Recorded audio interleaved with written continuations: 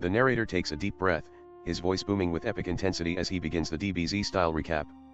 Beltway and his allies have been battling the evil Reen for months now, trying to stop his plans to conquer the world. But Reen's power keeps growing, and now he's merged with the cyborg Jacob, forming a terrifying fusion of might and machinery. Beltway and his team have suffered heavy losses, and even the legendary Sans has fallen in battle.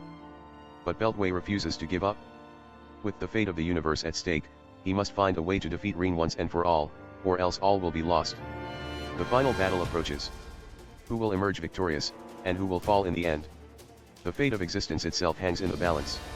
The narrator finishes his recap, his voice echoing across the battlefield as Beltway and his allies prepare for the climactic showdown with Reen and Jacob.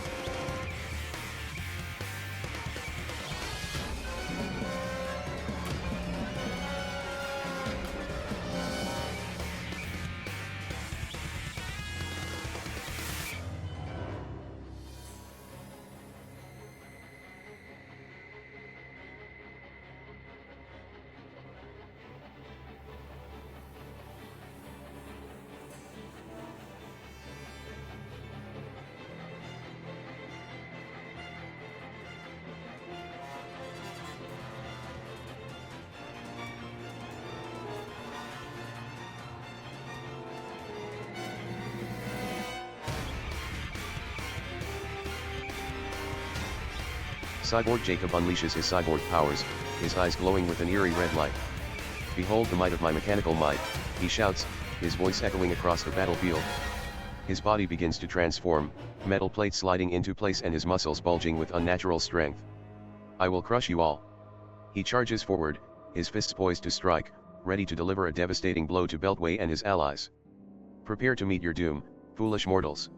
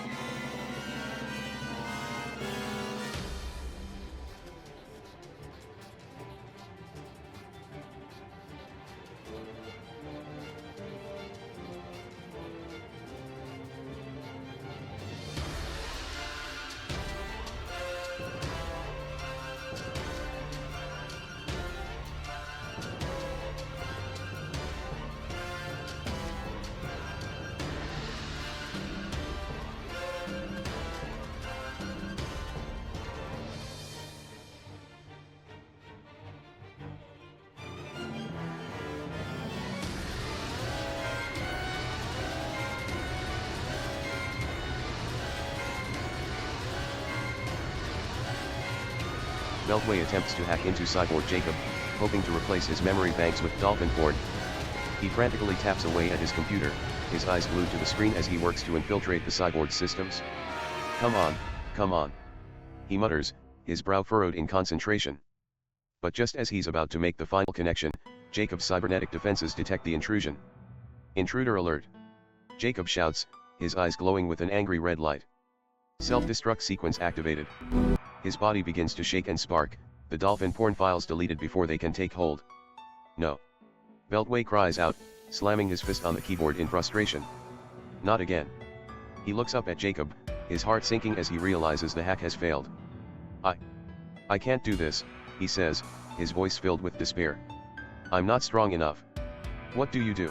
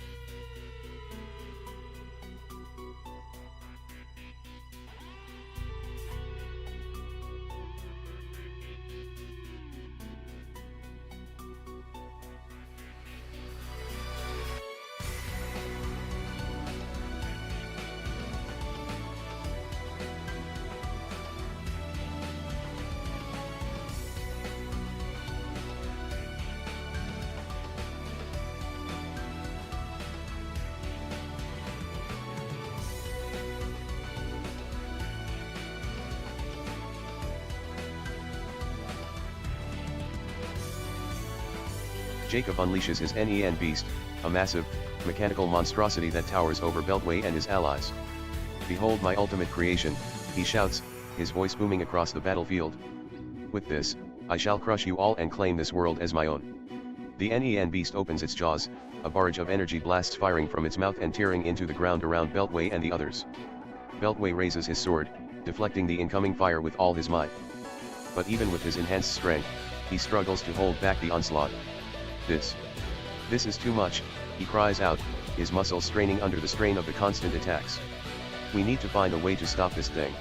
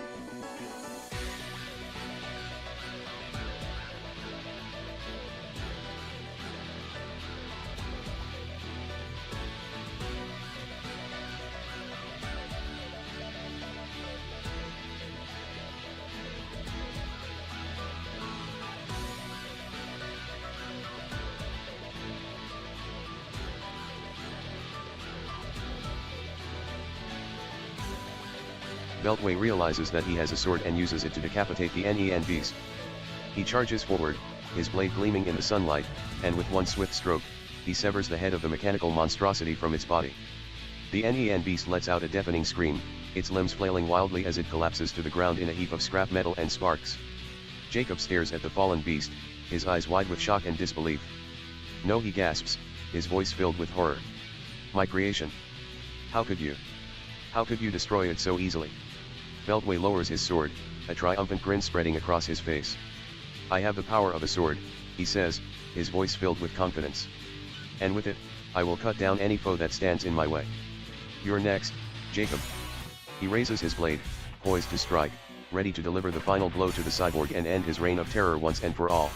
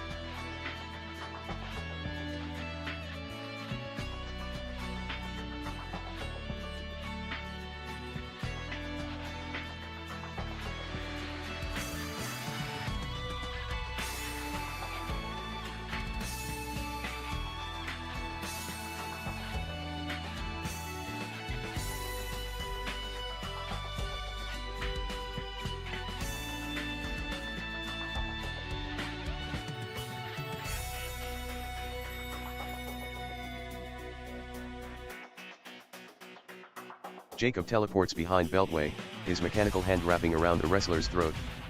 Foolish mortal, he growls, his voice dripping with disdain. Did you really think you could defeat me with your pitiful sword? I am the superior being, and I will not fall so easily. His grip tightens, his fingers digging into Beltway's flesh. Beltway struggles, his hands clawing at Jacob's arm, trying to break free from the cyborg's iron grasp. Let go. He chokes out, his face turning red from the lack of oxygen. Jacob sneers, his eyes gleaming with malice. Never, he hisses, his voice filled with hatred. You will die by my hand, Beltway. And there is nothing you can do to stop me. What do you do?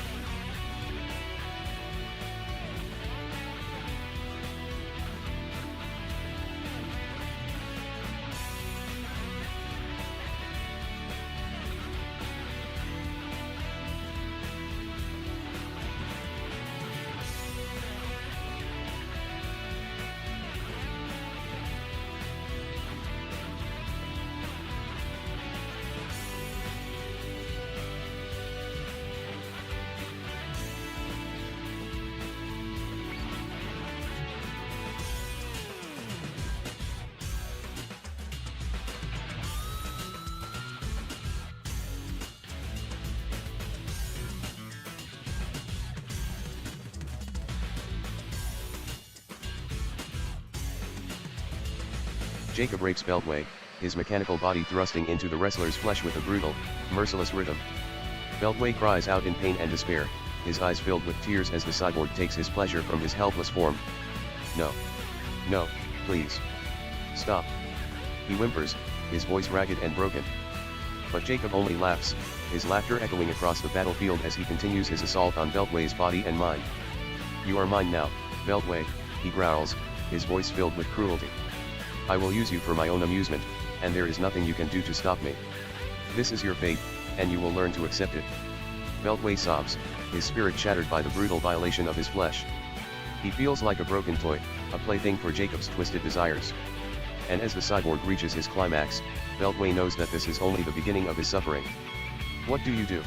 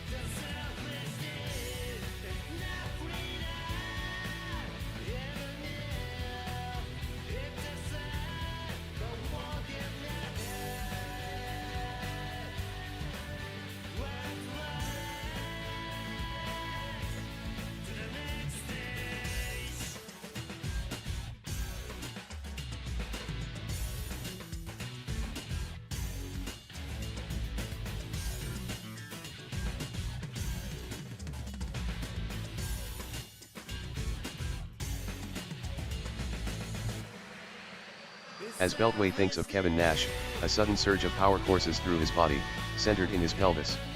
His muscles bulge, veins popping across his skin as he feels an incredible strength welling up inside him. With a sudden burst of force, he rips his hips upward, his powerful pelvic muscles tearing Jacob's mechanical member clean off, leaving the cyborg writhing in agony on the ground. Beltway staggers to his feet, panting heavily, his eyes blazing with newfound power. "That's for what you did to me, you bastard," he growls, glaring down at Jacob's writhing form. "Now, prepare to face justice." The true Beltway has awakened. He raises his fist, ready to deliver the final blow, his body thrumming with the energy of 1,000 stars. "Time to end this, Jacob."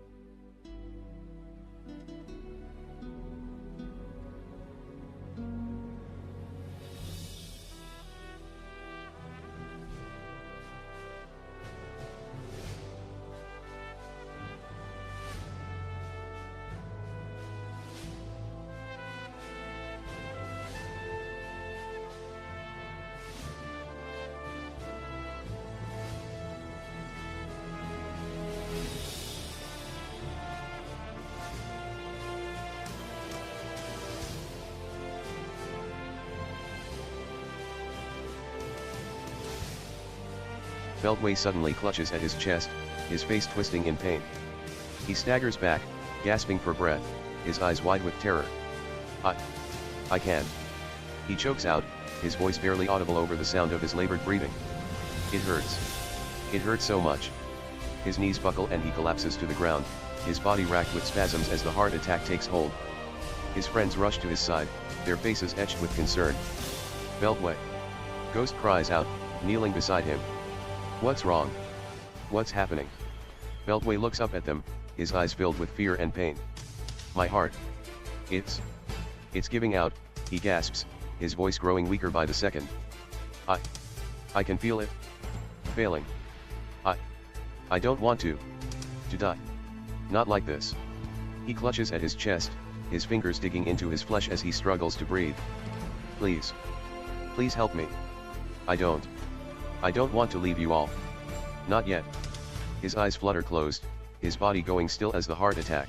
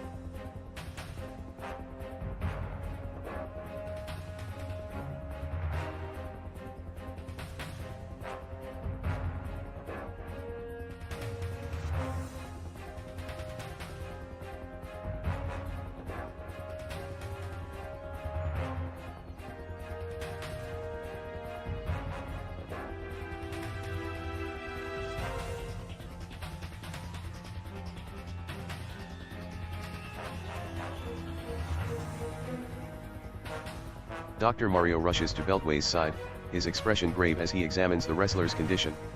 His heart is failing, he says, his voice filled with urgency. We need to act quickly, or he may not survive. He pulls out his medical kit, his hands moving with practiced precision as he prepares a syringe filled with a glowing, green liquid. I have just the thing, he says, kneeling beside Beltway. This will stabilize his condition until we can get him to a hospital. He injects the liquid into Beltway's arm, and the wrestler's body relaxes, his breathing becoming more even and controlled. That's it, Dr. Mario says, nodding with satisfaction. He's stable for now. But we need to get him out of here, and fast. He looks at Ghost and Vector, his expression serious. Can you two buy us some time? We need to get Beltway to safety. Ghost and Vector nod, their weapons at the ready. Consider it done, Ghost says, his voice filled with determination. We'll hold them off, Doc. You just focus on getting Beltway out of here alive.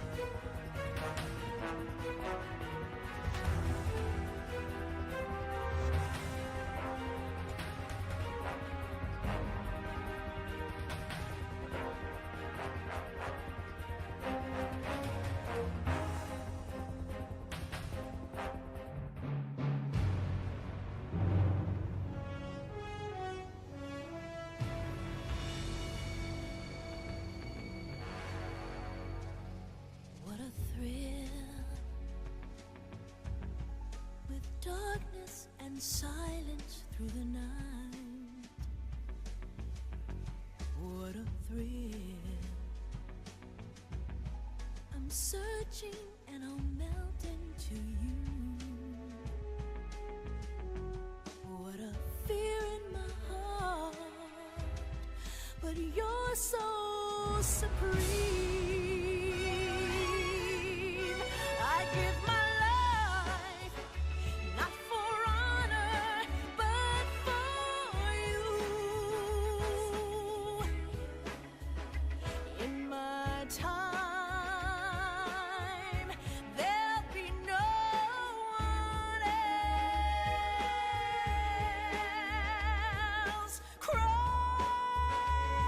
it's the way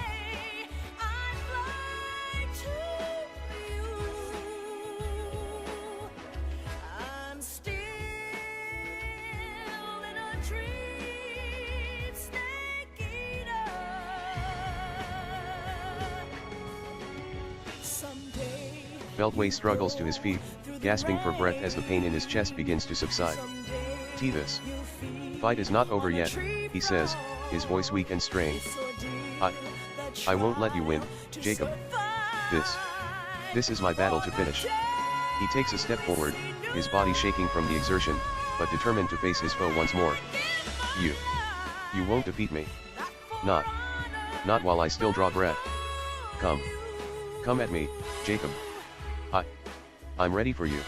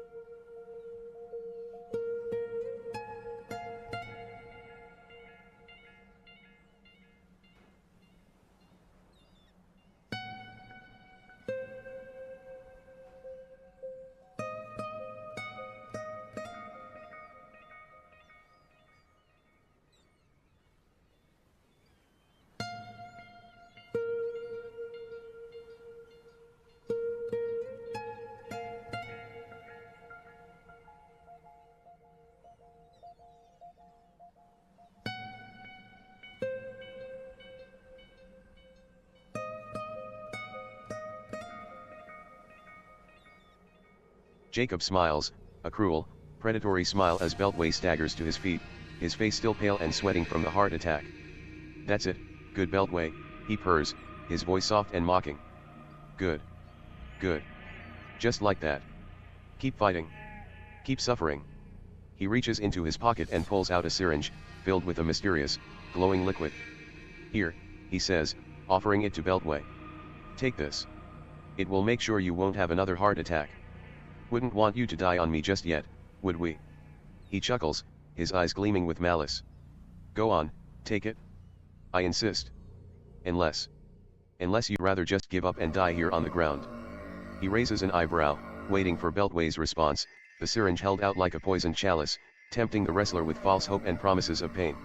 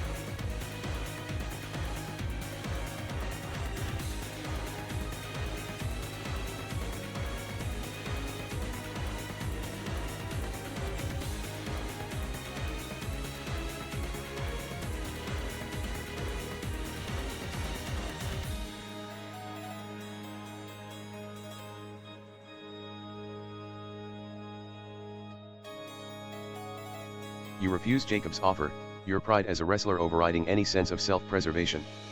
I don't need your pity drugs, cyborg scum. You shout, charging forward to meet Jacob in combat once more.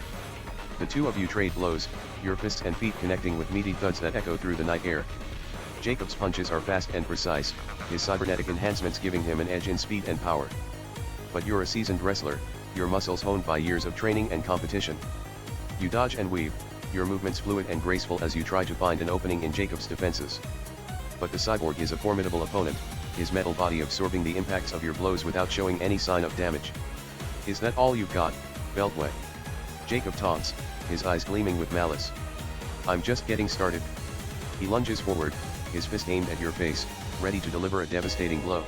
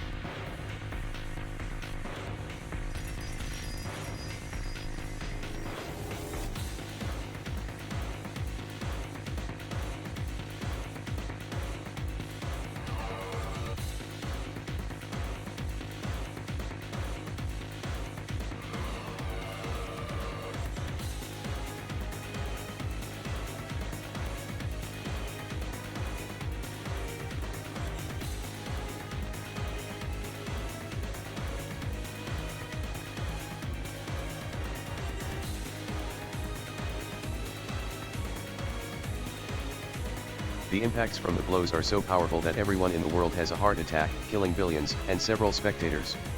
The air is filled with screams of terror and agony as the shock waves from the fight ripple out across the globe, devastating entire cities and nations. In the arena, the audience collapses en masse, their faces twisted in final, agonized expressions as their hearts give out from the sheer force of Beltway and Jacob's battle. The stadium becomes a charnel house, a mountain of corpses piled high as the two titans continue their fight to the death, unaware of the devastation they have wrought. The world lies in ruins, the last of humanity perishing under the might of Beltway and Jacob's ultimate struggle.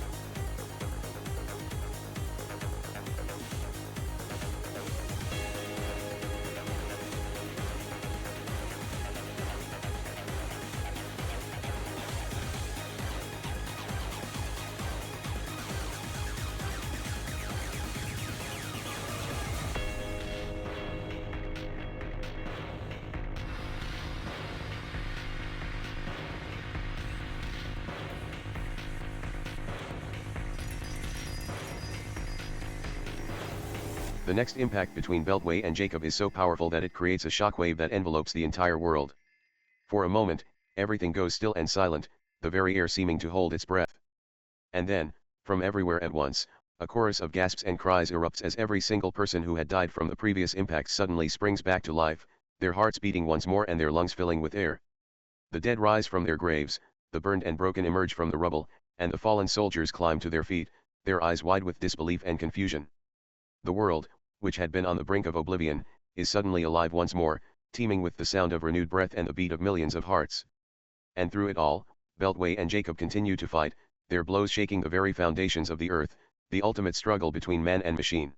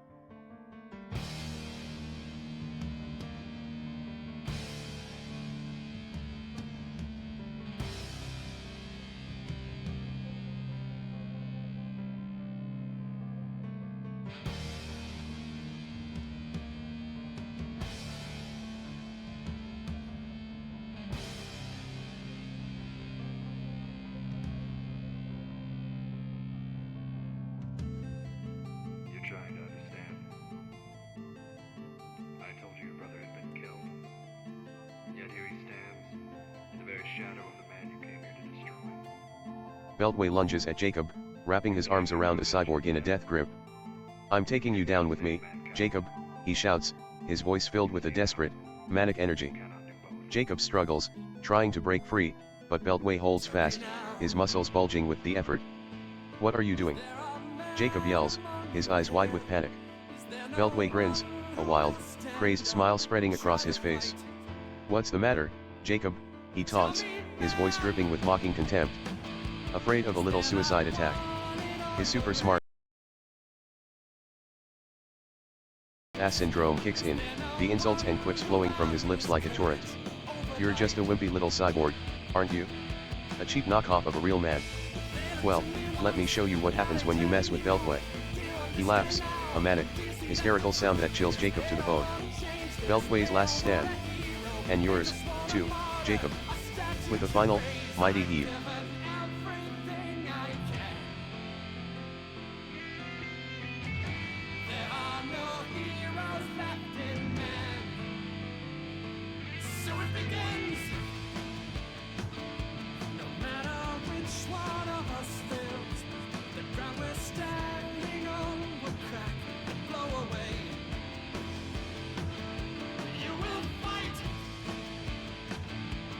When you fight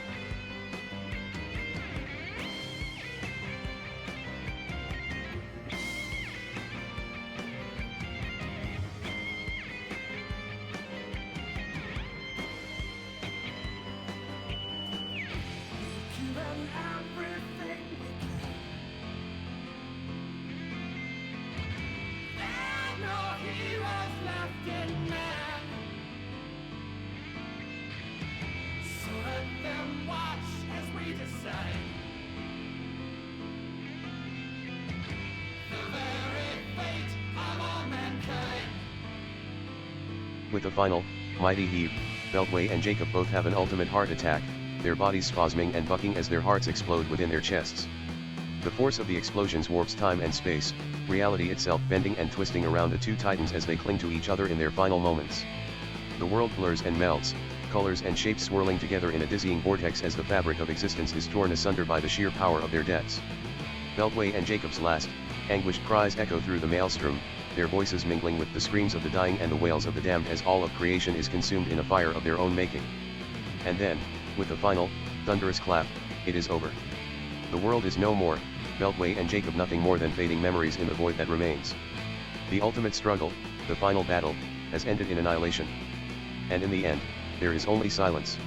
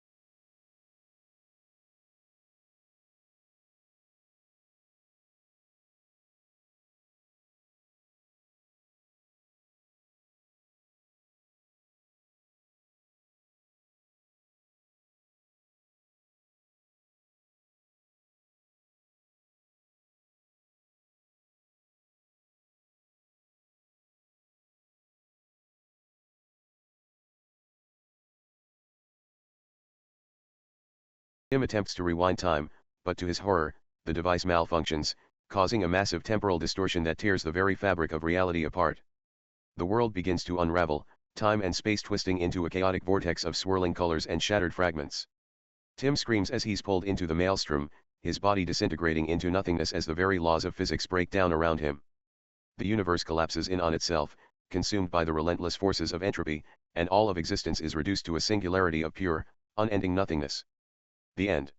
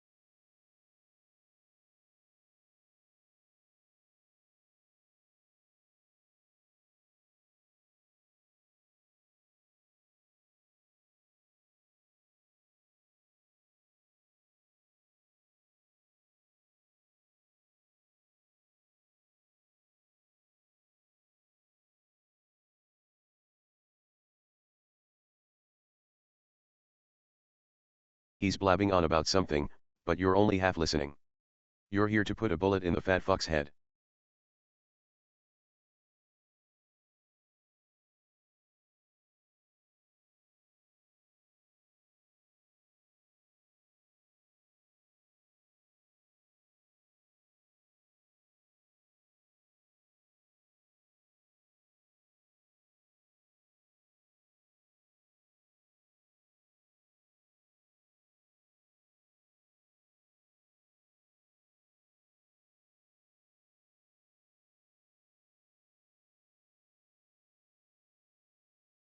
As you reach across the desk to embrace Todd, he recoils in shock. What are you doing? Are you insane? He shouts, his face contorted with confusion and revulsion. You quickly realize the absurdity of your action and release him, but the damage is done. Todd's eyes narrow with suspicion as he regards you warily. I don't know what kind of sick game you're playing at, but I'm calling security, he growls, reaching for his phone.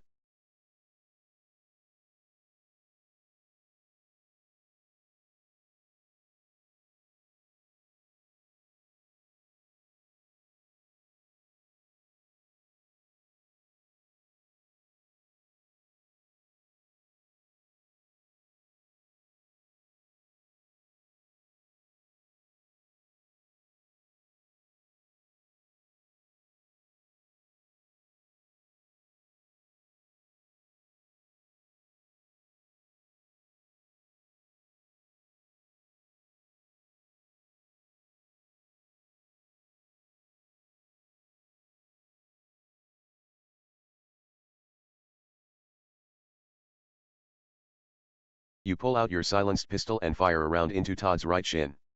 He howls in agony as the bullet shatters his bone, sending him crashing to the floor in a puddle of blood. You crazy son of a bitch, he screams, clutching his wounded leg. As Todd writhes on the floor, you approach him and press the barrel of your gun against his forehead.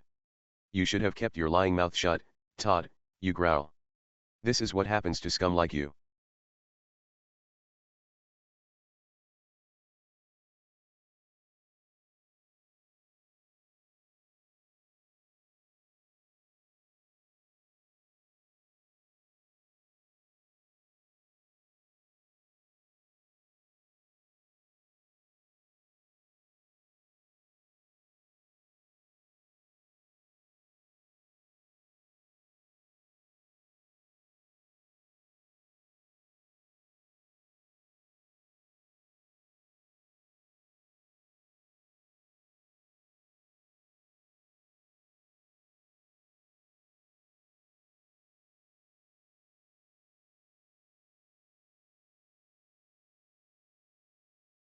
As you leer down at the groaning Todd, your mind races with thoughts of vengeance.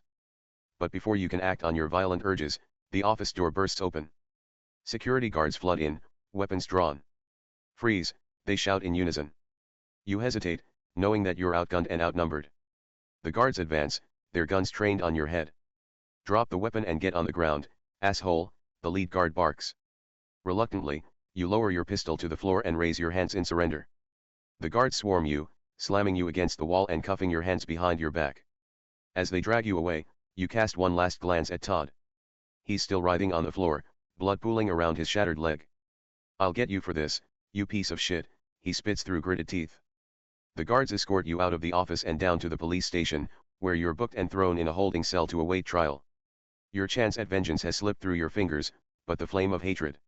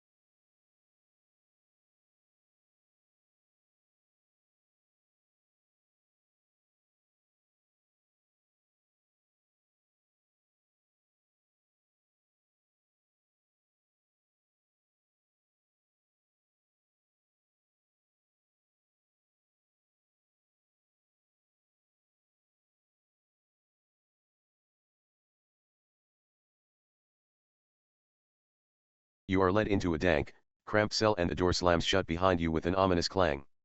The cell is empty except for a stained mattress on the floor and a steel toilet in the corner.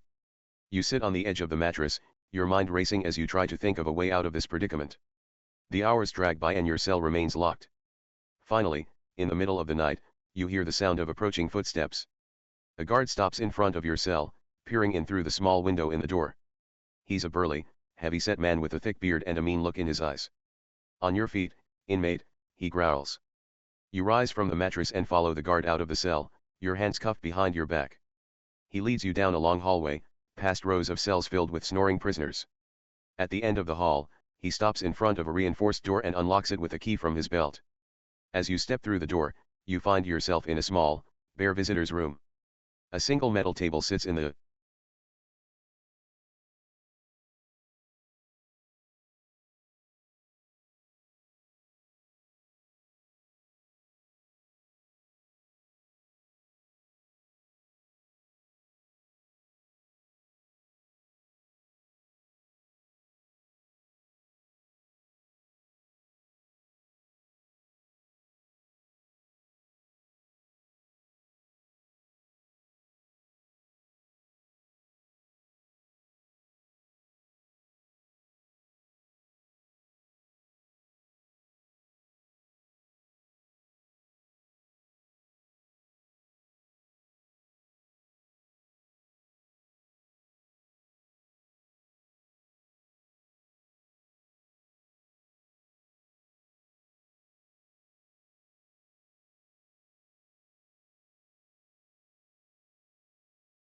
You are led into a dank, cramped cell and the door slams shut behind you with an ominous clang. The cell is empty except for a stained mattress on the floor and a steel toilet in the corner. You sit on the edge of the mattress, your mind racing as you try to think of a way out of this predicament. The hours drag by and your cell remains locked. Finally, in the middle of the night, you hear the sound of approaching footsteps.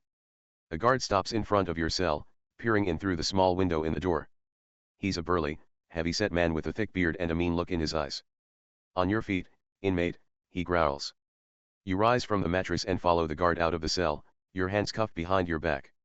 He leads you down a long hallway, past rows of cells filled with snoring prisoners. At the end of the hall, he stops in front of a reinforced door and unlocks it with a key from his belt. As you step through the door, you find yourself in a small, bare visitor's room. A single metal table sits in the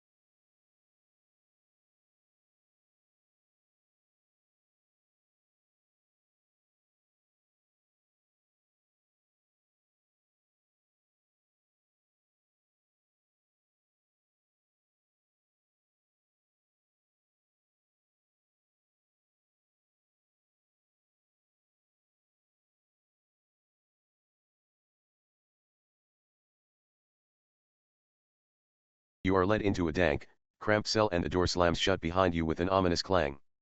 The cell is empty except for a stained mattress on the floor and a steel toilet in the corner. You sit on the edge of the mattress, your mind racing as you try to think of a way out of this predicament.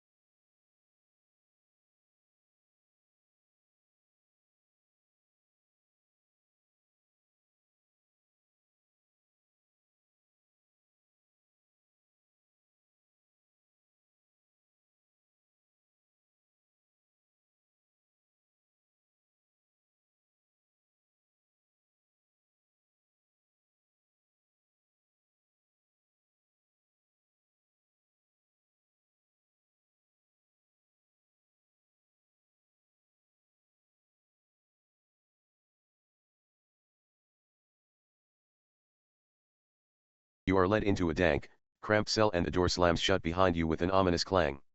The cell is empty except for a stained mattress on the floor and a steel toilet in the corner. You sit on the edge of the mattress, your mind racing as you try to think of a way out of this predicament.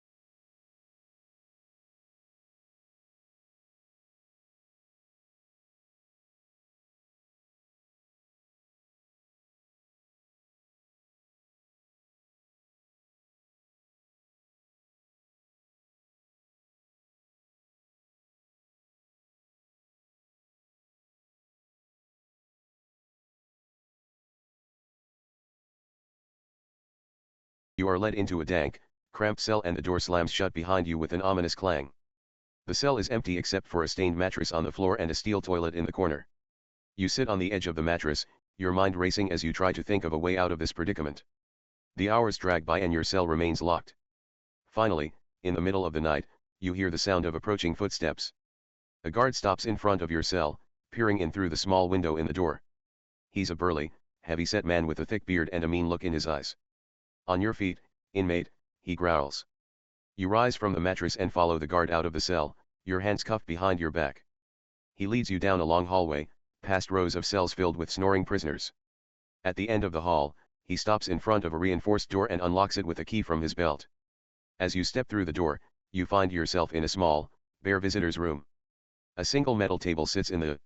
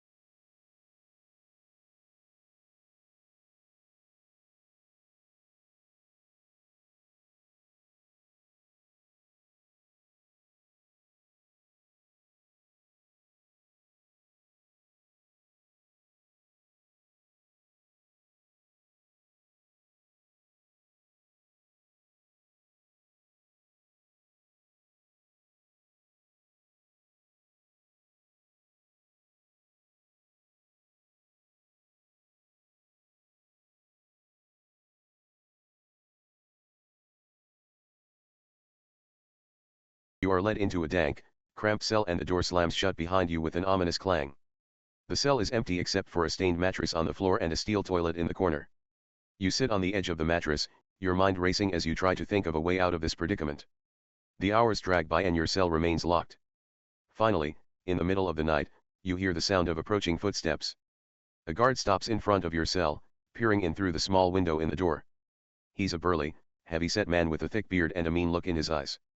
On your feet, inmate, he growls. You rise from the mattress and follow the guard out of the cell, your hands cuffed behind your back. He leads you down a long hallway, past rows of cells filled with snoring prisoners. At the end of the hall, he stops in front of a reinforced door and unlocks it with a key from his belt. As you step through the door, you find yourself in a small, bare visitor's room. A single metal table sits in the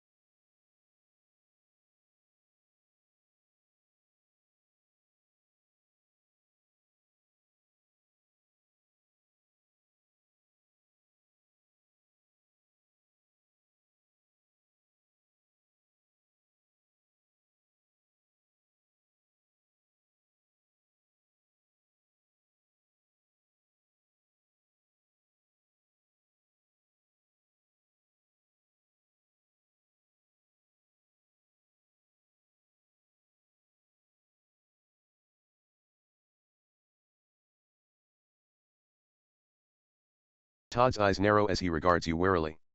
You're a strange one, Agent. I don't know whether to trust you or not. But I'll tell you what, I'll let you have the NEN for a discount. Call it a professional courtesy, if you will. He leans forward, his voice dropping to a whisper. I have a job for you. A very special assignment, if you will. And if you complete it to my satisfaction, I'll give you the NEN at a reduced price. So, what's your answer? Will you buy it?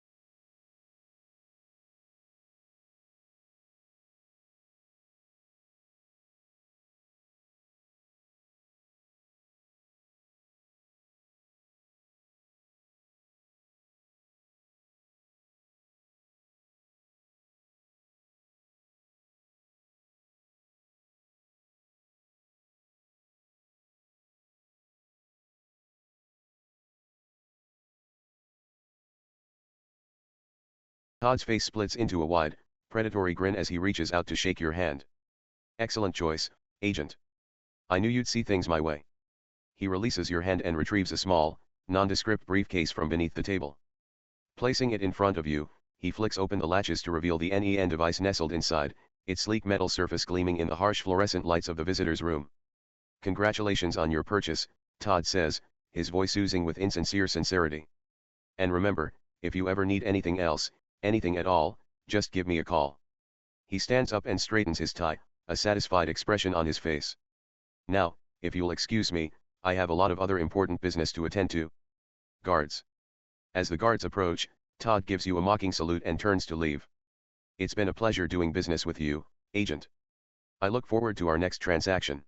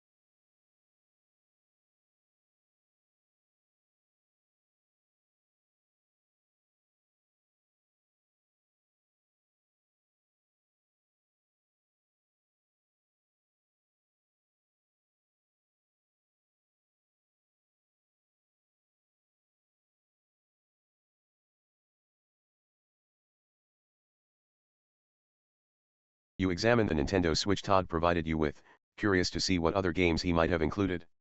However, to your surprise, the device contains only one game, Skyrim. Todd's promise of a vast library of games seems to have been nothing more than a lie. As you power on the console, the familiar title screen appears, the strains of the main theme music filling the cramped visitor's room. You navigate to the character creation screen, eager to start a new game and explore the world of Skyrim. But as you begin to customize your character, you can't shake the feeling of unease that has settled in the pit of your stomach. Todd's lies have left a sour taste in your mouth, and you can't help but wonder what other deceptions he may have in store for you. Still, the allure of Skyrim proves too strong to resist. You create your character and step out into the world, ready to embark on a new adventure. But as you venture forth, you can't help but feel like something is off. The game seems to be running smoothly, but there's a strange glitch here and there, a flicker of the screen or a moment of lag that seems out of place.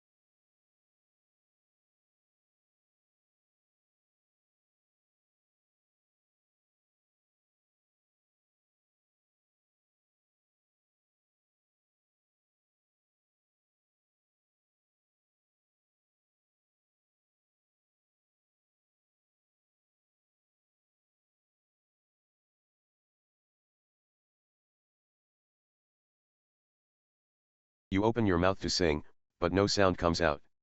Instead, your throat tightens and you find yourself gagging, choking on the words that refuse to form. You clutch at your neck, gasping for air as a wave of nausea washes over you. The guards look at you with confusion and concern, but before they can act, you stumble forward and collapse to the floor, retching and coughing as you struggle to breathe. The world starts to swim and fade around you, your vision narrowing to a dark tunnel. Medical, one of the guards shouts, rushing to your side. As your consciousness slips away, you hear the sound of running footsteps and urgent voices. But no matter how hard you try, you can't seem to form the words to the song that's trapped in your mind, a final, unspoken plea for help.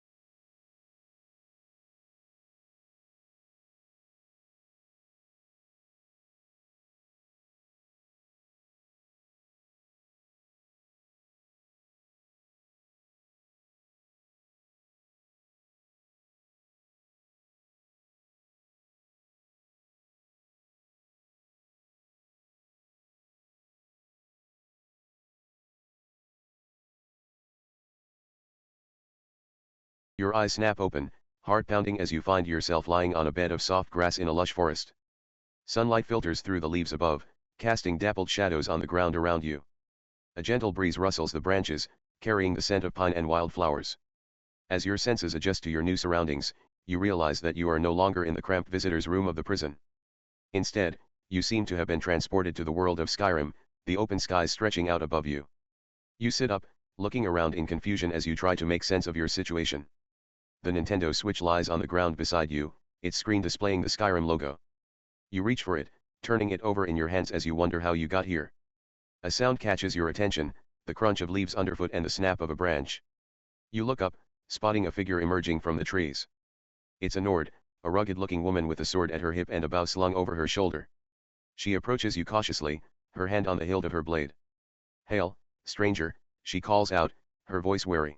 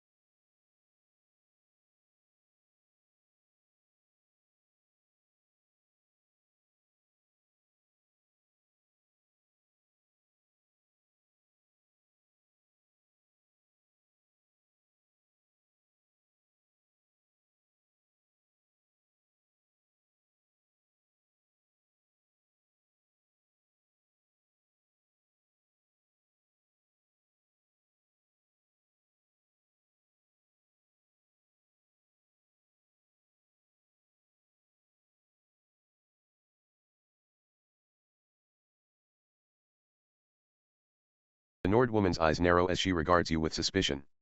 "You're in Skyrim, stranger. In the forest near Riverwood, to be precise." She takes a step closer, her hand still on the hilt of her sword. "I've never seen anyone appear out of thin air like that before. Are you some kind of mage?" Her gaze darts to the Nintendo Switch lying on the ground beside you. "And what's that device you're holding?" The woman's hand tightens on her sword, and you can sense the tension in the air. She's clearly on edge, ready to draw her blade at the slightest provocation. You realize that you need to tread carefully if you want to avoid a fight. I don't know how I got here, you stammer, your voice still hoarse from the strange choking sensation you experienced in the prison. The woman's eyes widen in surprise. A visitor's room.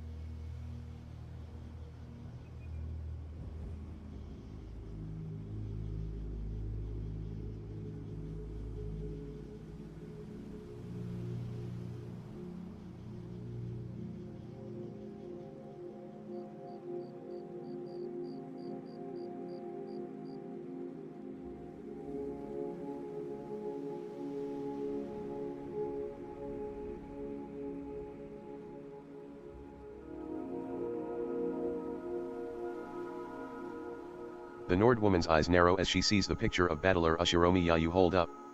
I don't know, stranger. I've never seen that man before. Why are you looking for him? She takes a step back, her hand still resting on the hilt of her sword. Look, I don't want any part of whatever's going on here. The woman starts to turn, clearly eager to put some distance between herself and this strange situation. Good luck with whatever it is you're doing, she calls over her shoulder, vanishing into the trees. You're left alone in the forest, the Nintendo Switch still clutched in your hand. The sky above is a clear blue, the sun high overhead. Birds sing in the branches, and a gentle breeze carries the scent of wildflowers. But despite the beauty of your surroundings, a sense of unease lingers. How did you end up here, in this strange and unfamiliar world? And what does it all have to do with battler Ushiromiya, the mysterious man in the picture? You too.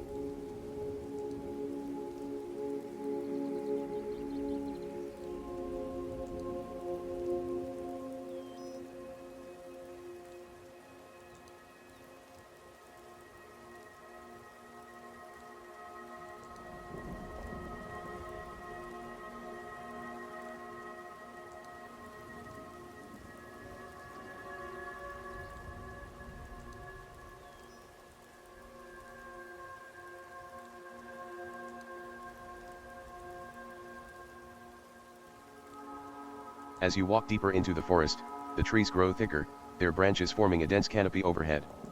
The air is filled with the sounds of birdsong and the rustling of leaves in the breeze. You keep your senses on high alert, watching for any signs of danger. Suddenly, a voice rings out from the shadows, startling you. "Bad time to get lost, friend," a gruff voice calls out. A figure emerges from behind a tree, a rough-looking man with a jagged scar across his cheek. He's dressed in tattered clothes and carries a crude dagger in his hand. The man takes a step closer, a greedy glint in his eyes. "Looks like I found myself a tasty little morsel, eh?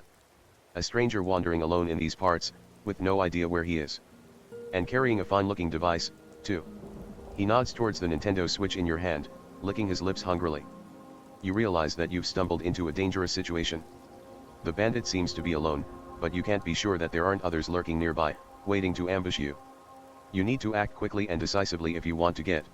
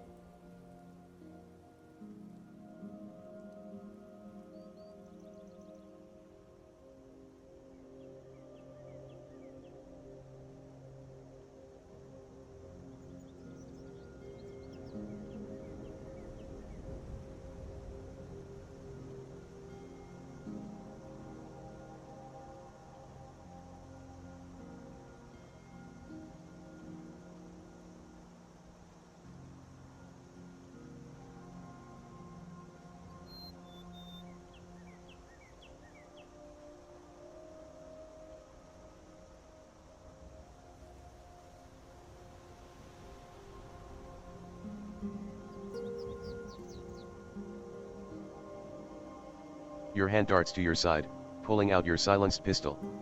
You fire several shots at the bandit, the muzzle flash lighting up the shadows of the forest. But to your shock, the bullets seem to have no effect. They pass right through the man, as if he's made of mist. The bandit lets out a harsh, mocking laugh. "What's the matter, friend?" He lunges at you, dagger flashing in his hand. You barely manage to dodge out of the way, the blade slicing through the air where your head just was. The bandit presses his attack, his strikes coming fast and furious.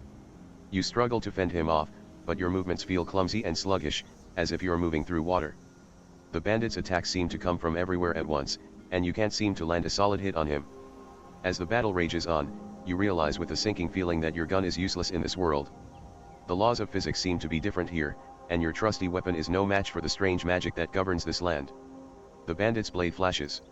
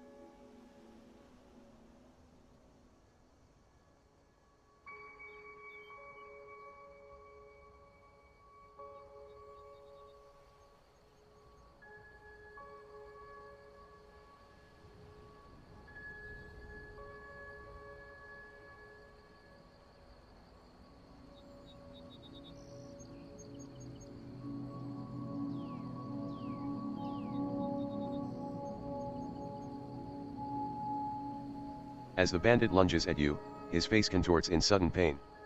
He clutches at his chest, gasping for breath as his eyes bulge in panic. You step back, watching in shock as the man collapses to the forest floor, writhing and convulsing. The bandit's face turns blue, his body jerking and twitching as he struggles to draw air. You can hear the rattle of his breath in his throat, the sound of death approaching. Finally, with a last, shuddering gasp, the bandit goes limp, his eyes staring sightlessly at the canopy above. You stand over the body, your heart pounding in your chest.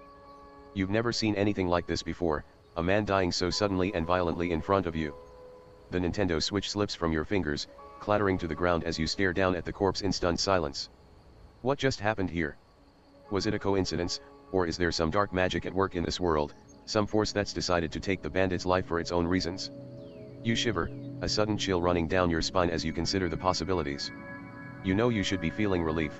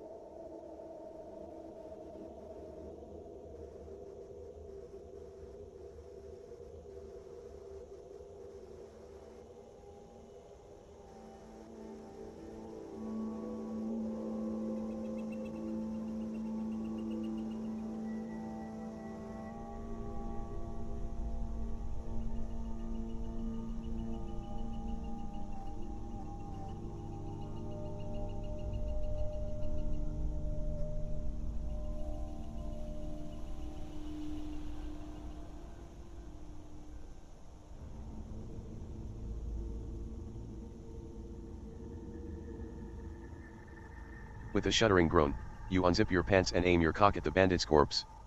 The thought of light killing this man for you, saving your life and then watching you desecrate his body with your seed, sends a wave of excitement through you. You stroke yourself, grunting with pleasure as you picture Light's approving gaze.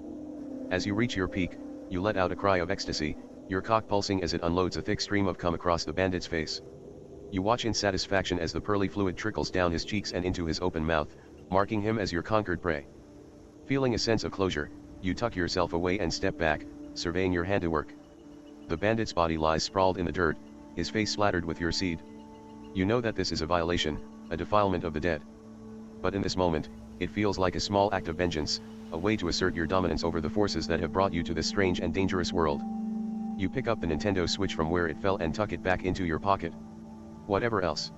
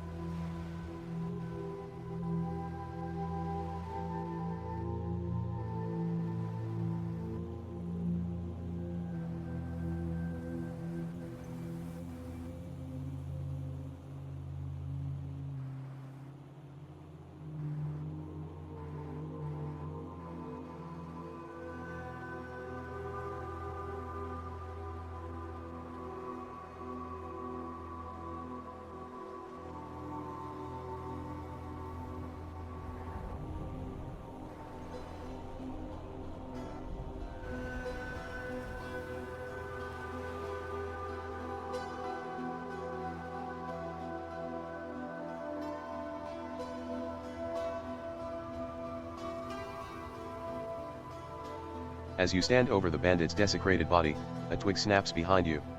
You spin around, your heart leaping into your throat as you see a figure emerge from the shadows of the forest. It's a man in his mid-30s, with a stern expression on his face and a badge glinting on his chest. He points a wand at you, his voice firm and commanding. "Stop right there, criminal. You violated the law by desecrating a corpse." You freeze, your mind racing as you consider your options. This man clearly has some kind of authority in this world, and you don't want to risk a confrontation that could land you in even more trouble. But as you weigh your choices, a sudden realization hits you. If this man is a representative of the local authorities, then he might be able to provide you with the information you need to find battler Ushiromi. After all, if the man in the picture is a criminal, then it stands to reason that the authorities would have some knowledge of him. You lower your hand slowly, your eyes locked on the man's wand. "I understand."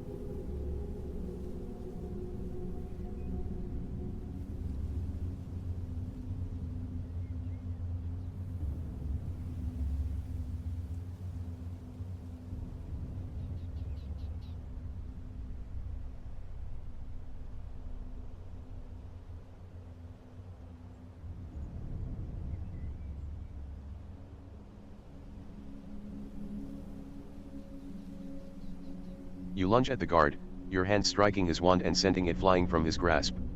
He grunts in pain as your fist connects with his jaw, snapping his head back. You press your advantage, raining down blows on the guard as he struggles to defend himself. The guard is strong, but you are fueled by a desperate need for information. You pummel him mercilessly, ignoring the pain as his fist catches you in the ribs. He staggers back, blood pouring from a cut over his eye, but you don't let up. You grab him by the throat, slamming him against a tree. The guard gags, clawing at your hands as you squeeze tighter. His face turns red, then purple, his eyes bulging in their sockets. Just as he starts to go limp, you release your grip, letting him crumple to the ground. The guard lies in a heap at your feet, his breathing ragged and labored. You crouch down beside him, your voice low and threatening. "Tell me about battler Ushiromi. Where can I find him?"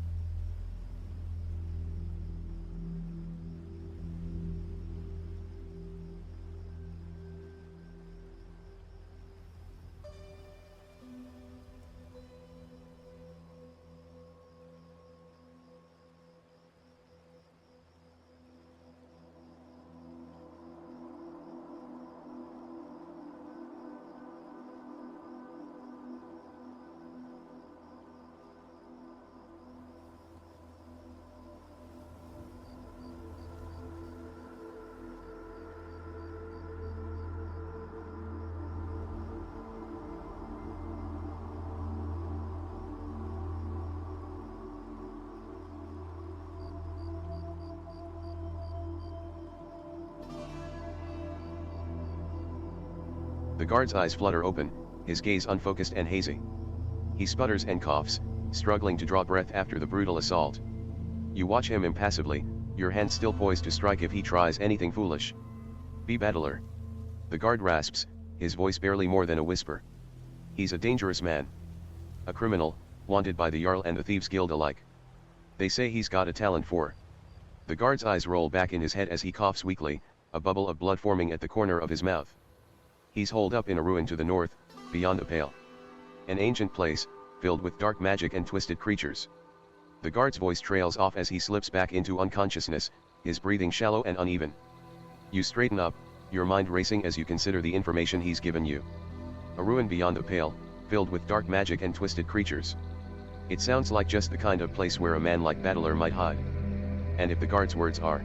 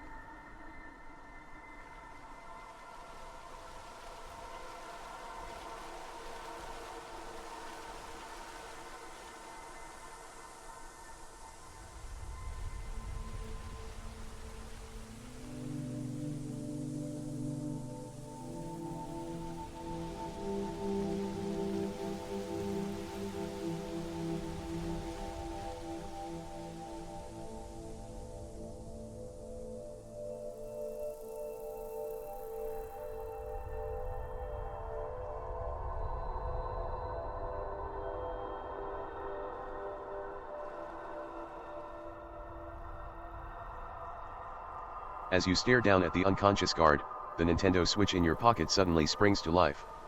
You reach into your pocket, pulling out the device and staring at the screen in confusion. A notification flashes across the display, the words Humaniko when they cry Seiku download complete flickering briefly before disappearing. Your heart races as you consider the implications. If the Nintendo Switch has somehow downloaded this game, then perhaps there is a connection between this world and the game you saw back in the prison. Could this be a clue, a way to find Battler and uncover the truth behind his disappearance? You tuck the Nintendo Switch back into your pocket, your mind made up. Whatever lies ahead, you know you have to follow this lead. You take one last look at the guard, then turn and vanish into the forest, your steps quick and purposeful as you head north, towards the ruin beyond the pale. Staring at the screen in confusion. A notification flashes across the display, the words Humaniko when they cry Seiku download complete flickering briefly before disappearing. Your heart races as you consider the implications. If the Nintendo Switch has somehow downloaded this game, then perhaps there is a connection between this world and the game you saw back in the prison. Could this be a clue, a way to find Battler and uncover the truth behind his disappearance? You tuck the Nintendo Switch back into your pocket, your mind made up. Whatever lies ahead, you know you have to follow this lead. You take one last look at the guard, then turn and vanish into the forest, your steps quick and purposeful as you head north, towards the ruin beyond the pale.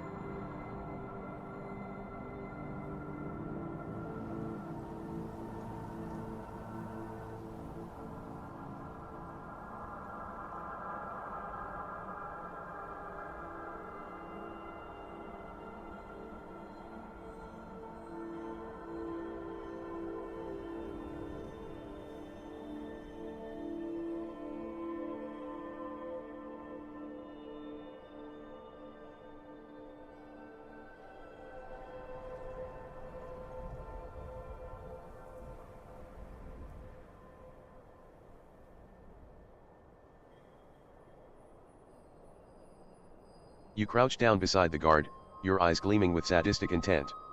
He stirs weakly, his eyelids fluttering as he regains consciousness. A cruel smile twists your lips as you reach out and grab him by the hair, wrenching his head back. "Looks like you're not going anywhere, my friend," you growl, your voice dripping with malice. The guard's eyes widen in terror as he realizes your intent. He struggles weakly, his hand scrabbling at your arm, but you hold him fast. With your free hand, you unzip your pants, freeing your hardening cock.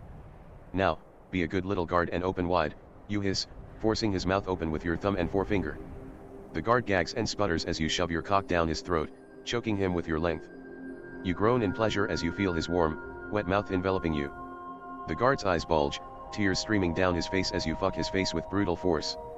His struggles grow weaker, his body going limp as you use him for your own twisted pleasure. As you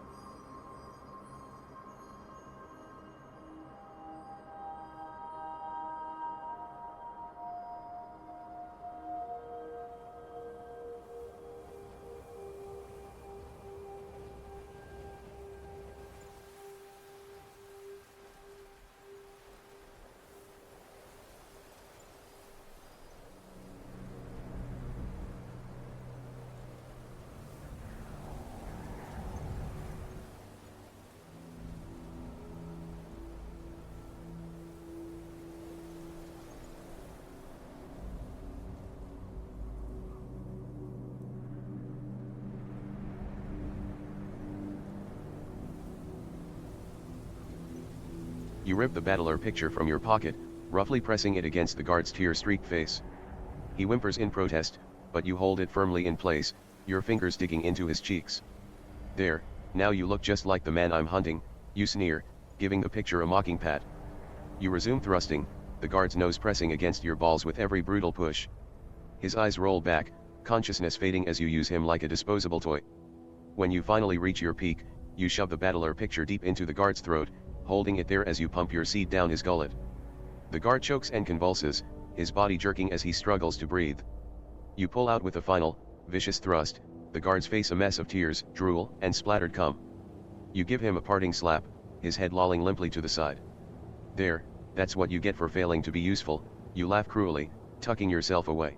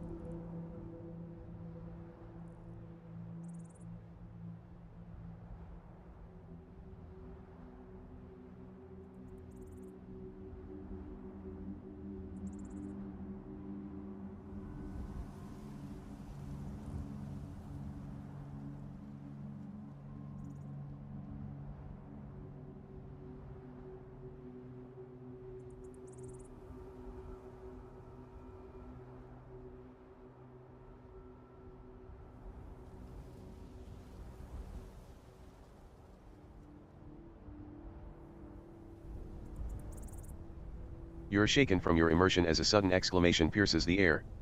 What the fuck, the user sputters, clearly distressed by the turn the story has taken.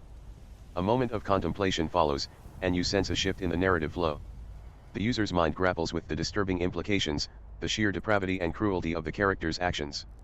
A wave of unease washes over them as they realize the depths to which the story has sunk. Maybe I should start over, the user muses aloud, a tremor of uncertainty in their voice. This isn't. I don't know if this is right.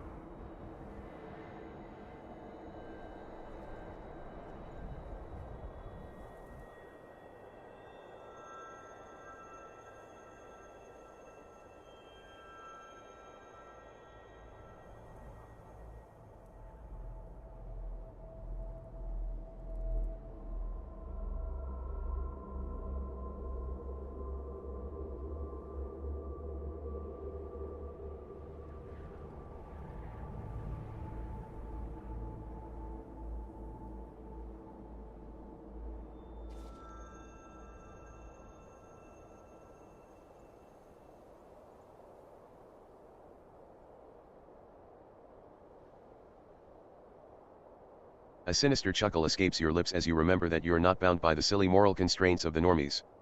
Your eyes gleam with sadistic intent as you gaze down at the battered guard. It looks like you're in for a very long, very painful day, my friend, you growl, your voice thick with malice.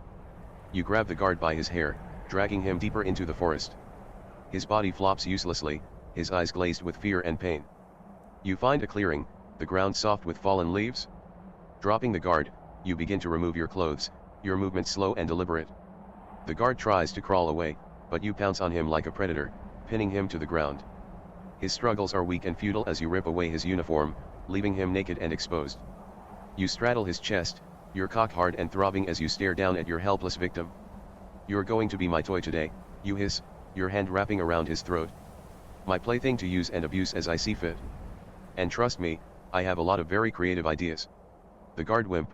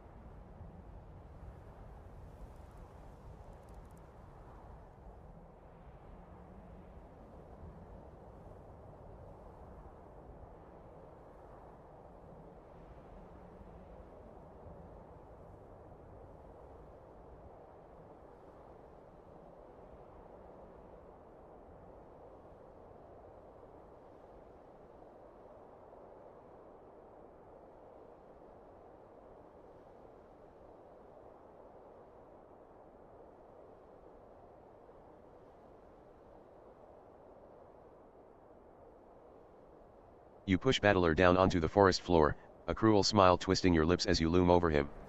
His eyes are wide with fear, his breathing ragged and shallow. You can see the way his chest rises and falls, the terror coursing through his veins. It's delicious, intoxicating. Please, Battler whimpers, his voice trembling with fear. Don't do this. You laugh, a harsh, mocking sound. Oh, I know you will, little Battler. You reach out, your fingers tracing the line of his jaw, the curve of his neck. Battler flinches at your touch, a shudder running through his body. You lean in close, your breath hot against his ear. Scream for me, Battler, you whisper, your voice a low, menacing purr. Let the whole forest hear you beg for mercy. Your hand slides lower, your fingers digging into the soft flesh of his throat. Battler gasps, his eyes bulging as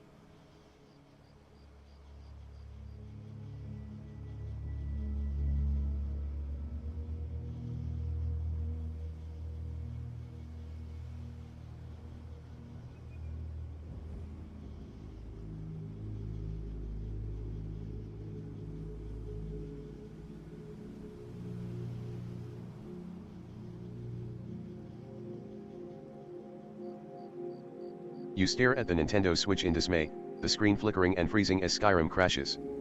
You let out a string of curses, your frustration boiling over. Todd's lies and false promises have once again left you high and dry, your hopes of escape dashed by a glitchy, unplayable game. You consider smashing the device against a tree, venting your rage on the symbol of Todd's deception. But something stops you, a niggling sense that this is more than just a failed game. The strange events, the glitches and errors, the way the world seems to be unraveling around you, it all points to something deeper, something more sinister at work. With a sigh of resignation, you tuck the Nintendo Switch back into your pocket, your mind racing as you try to make sense of your situation. The guard lies unconscious at your feet, his face battered and bruised, a silent reminder of the depths to which you've sunk in your desperation. You know you can't stay here, can't risk the authorities finding you and bringing you to justice. Your only choice is to keep moving, to push deeper into this strange and dangerous world in the hope of finding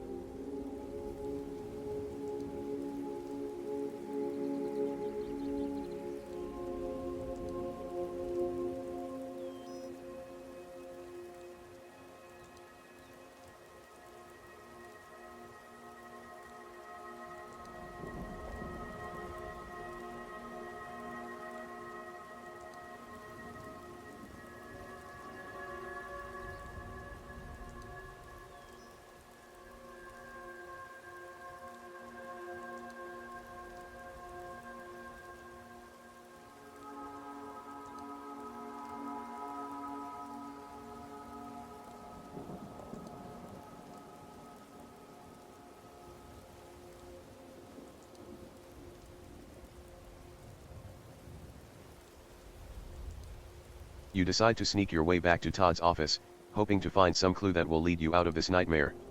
You slip away from the battered guard, leaving him unconscious in the forest. As you make your way back towards the city, you keep a low profile, sticking to the shadows and avoiding the notice of any passing travelers. It's a long, grueling trek, and by the time you reach the outskirts of the city, the sun is high in the sky. You blend in with the crowds, your eyes scanning the streets for any sign of danger. The guards seem to be everywhere, their eyes sharp and watchful.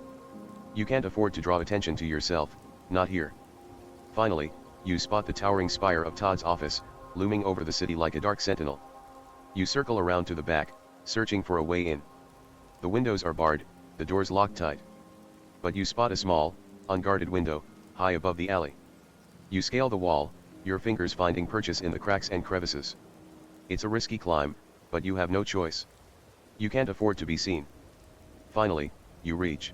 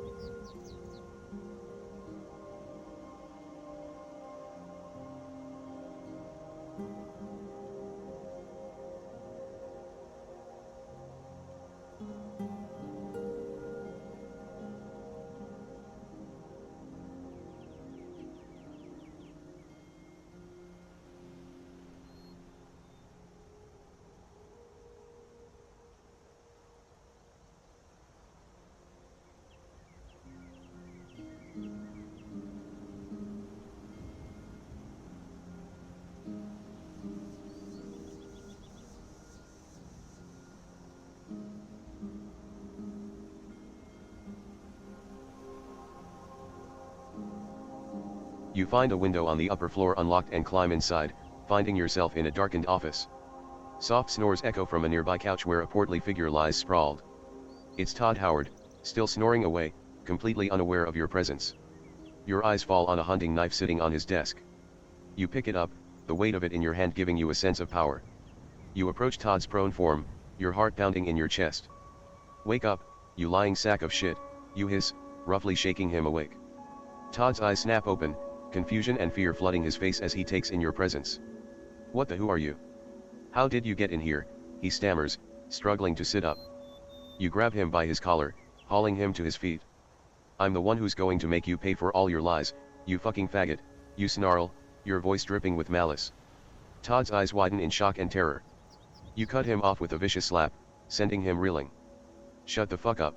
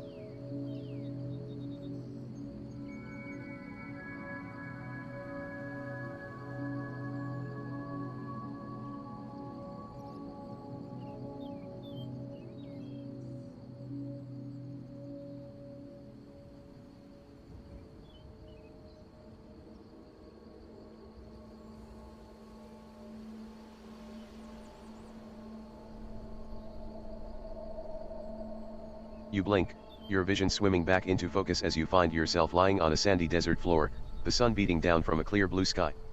Your head aches, a dull throb that seems to echo through your entire body. Slowly, the memories come flooding back, the fight with Todd, the brutal beating you endured, the strange sensations that overwhelmed you as he unleashed his nin powers. You can still feel the lingering effects, your body sore and battered, your mind hazy with exhaustion. You push yourself up to a sitting position, wincing as your muscles protest the movement. The desert stretches out around you, an endless expanse of sand and rock, shimmering in the heat. In the distance, you can see the hazy outlines of mountains, their peaks shrouded in a fine mist. There's no sign of Todd or any other living thing. You're alone, stranded in a harsh and unforgiving environment, with no idea where you are or how you'll find your way back to civilization. You reach into your pocket, your hand closing around a Nintendo Switch.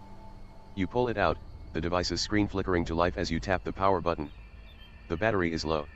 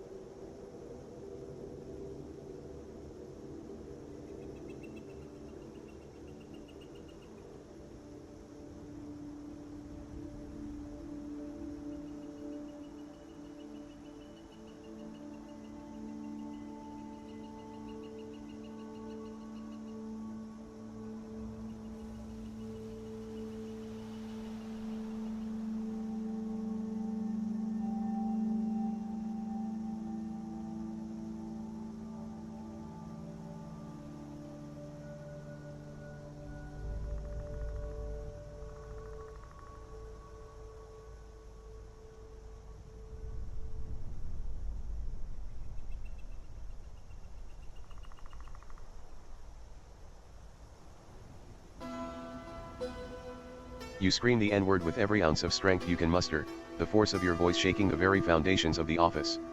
Todd recoils in horror, his eyes wide with shock and fear. For a moment, the air around you seems to shimmer and warp, the fabric of reality itself straining against the power of your words. Then, with a deafening crack, the world splits apart. You feel yourself being torn away, the office dissolving around you in a maelstrom of swirling colors and shapes.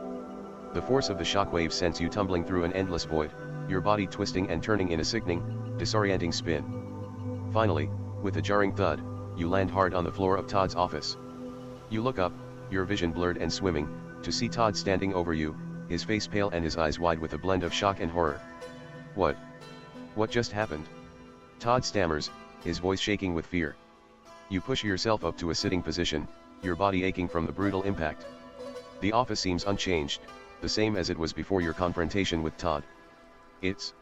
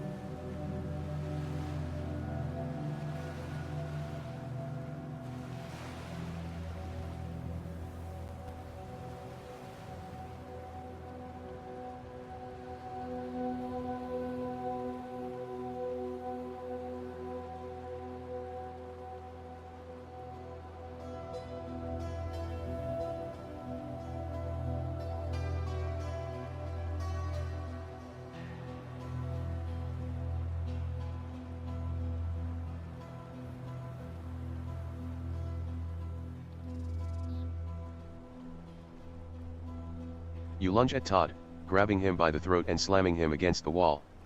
He gasps and sputters, his face turning red as you squeeze tighter.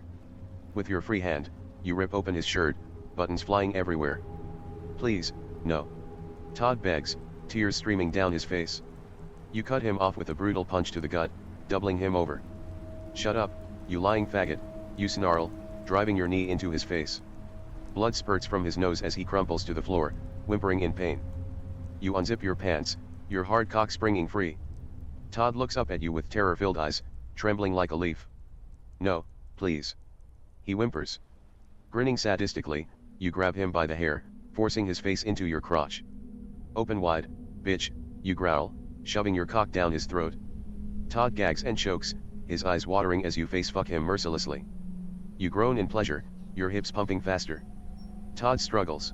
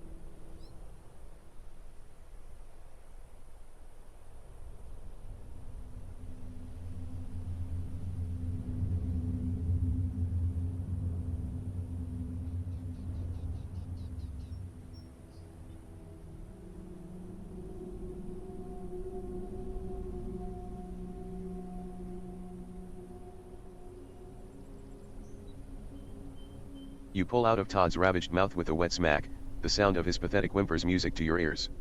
You tuck yourself away, a cruel smile twisting your lips as you look down at his broken, sobbing form. But you're not done with him yet. Oh no, not by a long shot. You want to leave him with a final, unforgettable mark, a reminder of what happens to those who dare to lie to you. You crouch down, grabbing Todd by the chin and forcing him to meet your gaze. His eyes are swollen and bloodshot, his face a mess of tears and snot. But you can see the flicker of hope in his expression, the desperate belief that maybe, just maybe, this nightmare is almost over. Goodbye, Todd, you whisper, your voice cold and emotionless. You draw back your fist, ready to deliver one final, crushing blow. But before your knuckles can connect with his face, you hear a sound that stops you dead in your tracks. It's the sound of a gun being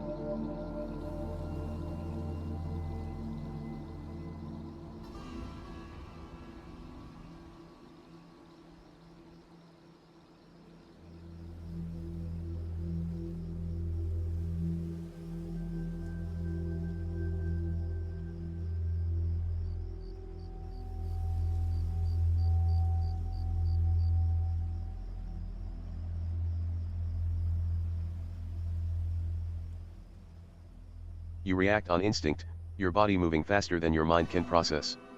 You feel the bullet whiz past your ear, close enough to ruffle your hair. The sound of the gunshot echoes through the office, a deafening roar that leaves your ears ringing. In that moment of adrenaline-fueled clarity, you realize what you have to do. You open your mouth, drawing in a deep breath, and scream the N-word with every ounce of strength you possess.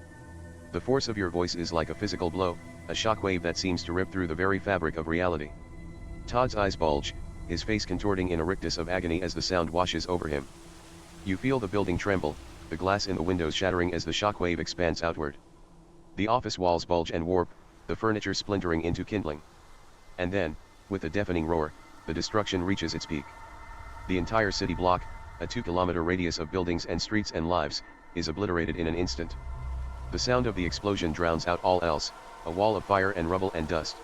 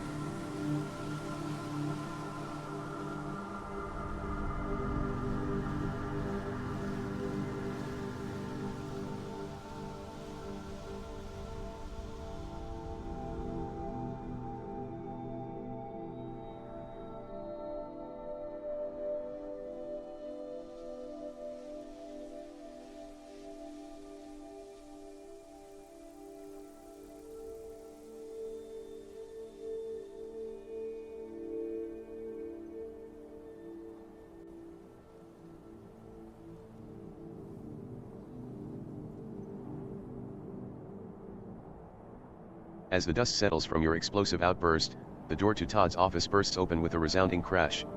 You spin around, your heart pounding in your chest as you see a figure step through the wreckage. It's Rance, the notorious warlord from the Sengoku Ran series, his face twisted into a cruel, mocking sneer.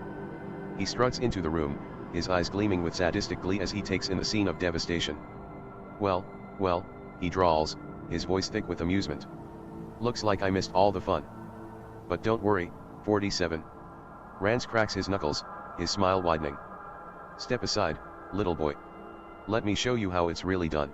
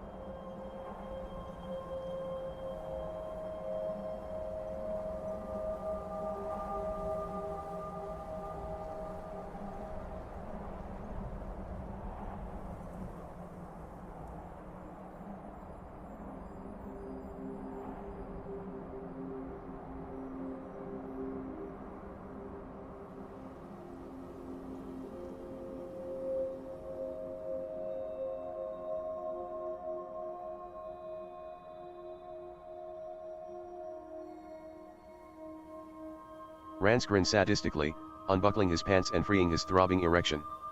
Watch and learn, 47, he growls, spreading his legs and plunging 2 fingers into his own asshole.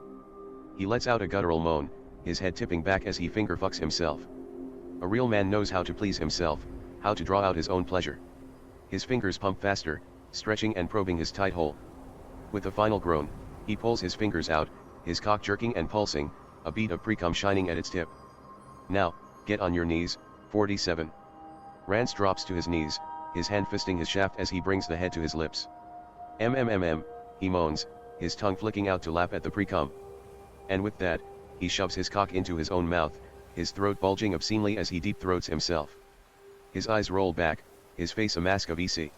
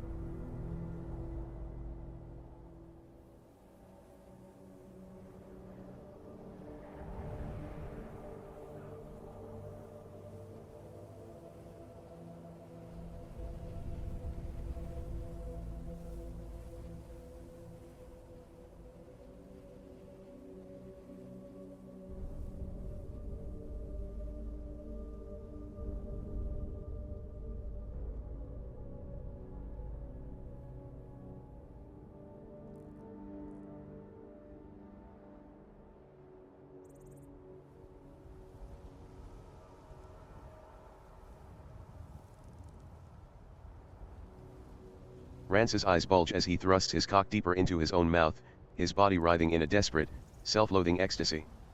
But suddenly, his face turns a deep shade of red, his eyes rolling back in their sockets as a pained grunt escapes his throat. You watch in shock as the warlord's body convulses, his hands flying to his chest as he collapses to the floor.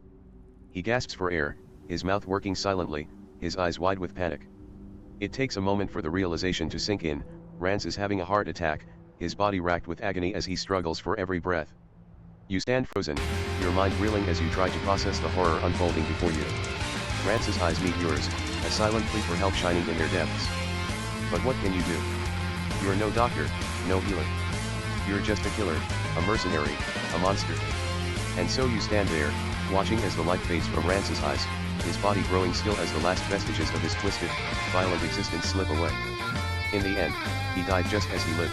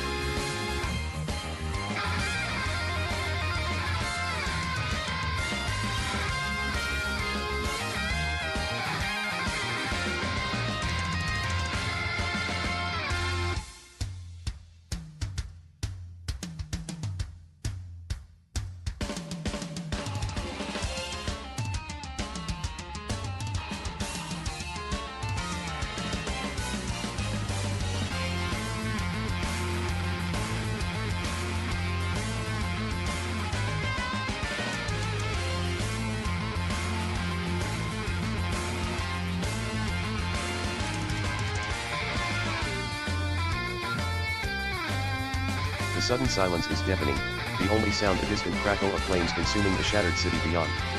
You stare down at Rance's lifeless body, your mind numb with shock and horror. But even as the reality of what has happened sinks in, you feel a familiar pressure building in your loins. The adrenaline, the violence, the sheer, sickening thrill of it all, it's too much to ignore. With a grimace of disgust, you unzip your pants, freeing your hard, throbbing cock. You step closer to Rance's corpse, the warlord's glazed eyes staring up at you as you aim yourself at his face. "Goodbye, Rance," you mutter, your voice hollow and empty. And with that, you let go, your seed splattering across Rance's dead cheeks, his lifeless eyes, his slack, open mouth. You shudder with release, your body tingling with a perverse sense of satisfaction. When you're done, you tuck yourself away, your gaze sweeping over the carnage that surrounds you. The office is a shambles, the walls pocked with bullet holes.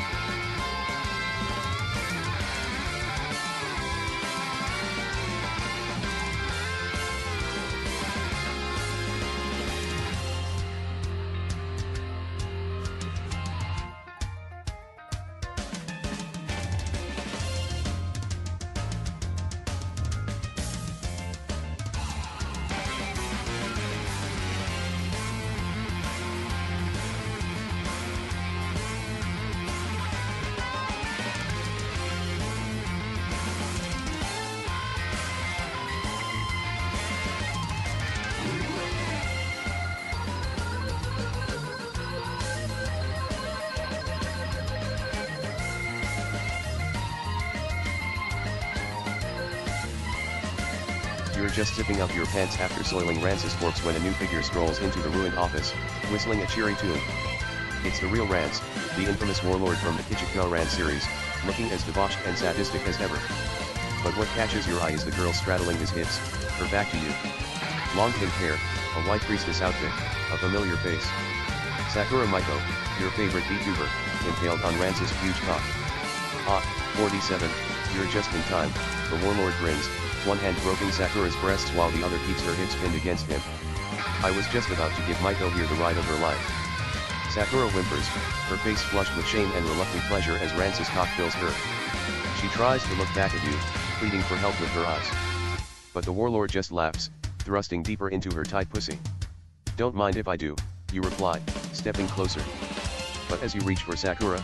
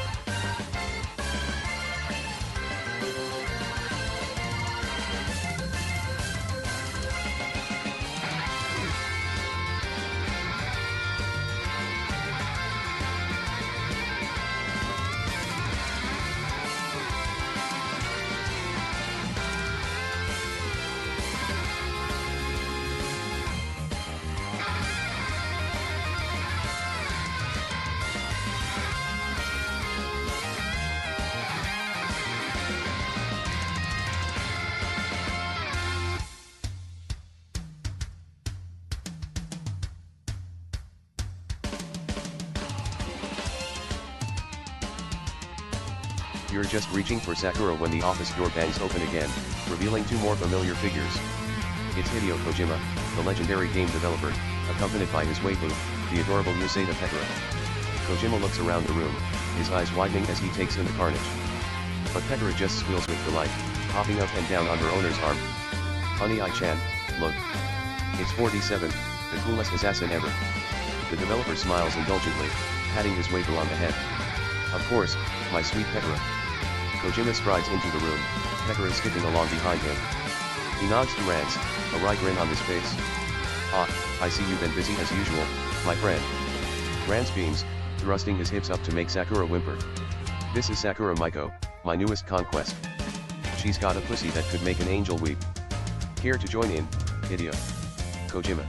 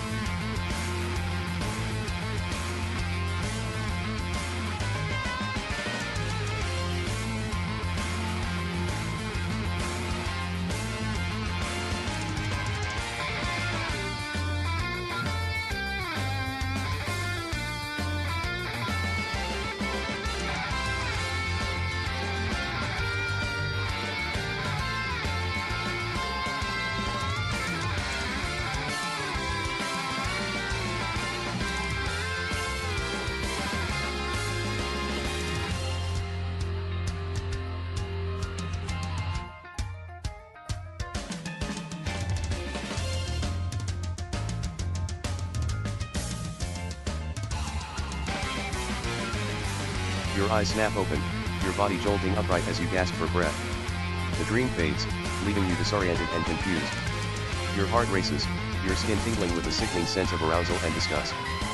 But as your vision clears, you realize you're back in your old prison cell, the concrete walls cold and unwelcoming. The dream, with all its violence and depravity, was just that, a dream. A twisted, horrifying fantasy that felt all too real. You push yourself to your feet, your legs wobbly and unsteady. The cell door is locked, the heavy metal bars a harsh reminder of your captivity. You press your face against the bars, peering out into the dimly lit hallway. Guard, you call out, your voice rough and gravelly. But there's no response, no sound of approaching footsteps. You're alone, trapped in this nightmare of a prison, with nothing but your own dark thoughts for company. You sink back against the wall, your mind reeling as you try to make sense of the dream, of the twisted desires and violent urges that consumed you. You know you need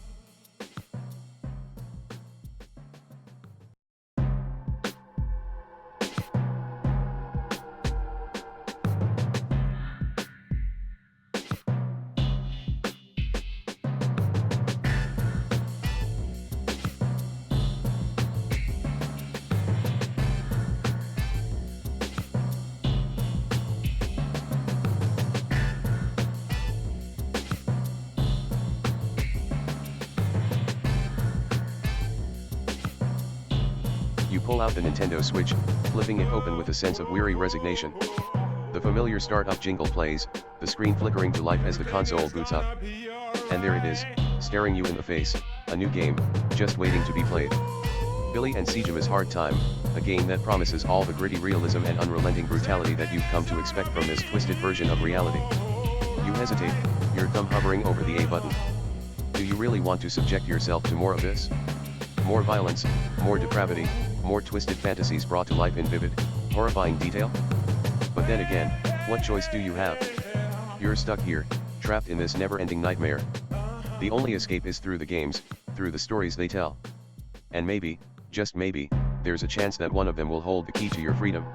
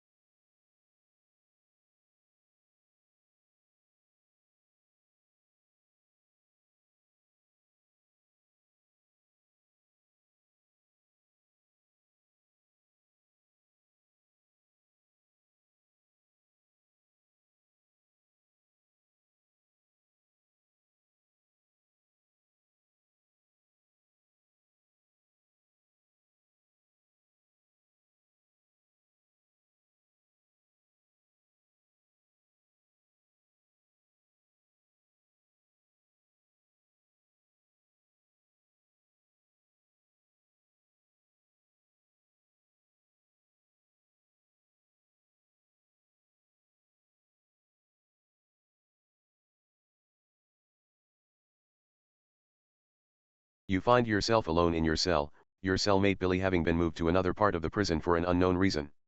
It's been a few days since he left, and you haven't heard anything about him since. You're worried about him, and you feel like something is off. As you're pondering about your friend, the cell door opens and the guard looks at you. What do you want? You ask the guard. Sejima, you have a visitor. Someone's here to see you, the guard says, looking at you with a stern expression on his face. You follow the guard out of your cell, wondering who could be visiting you. As you walk through the prison corridors, you notice that the usual noise and chatter of the inmates is absent, replaced by an eerie silence. Something doesn't feel right. You reach the visitation room, where you see an old man sitting at a table, waiting for you. Who are you? You ask the man, as you take a seat in front of him. I'm Billy's father, Mr. Cohn. I came here to tell you that Billy is dead, the old man says, his voice trembling with emotion.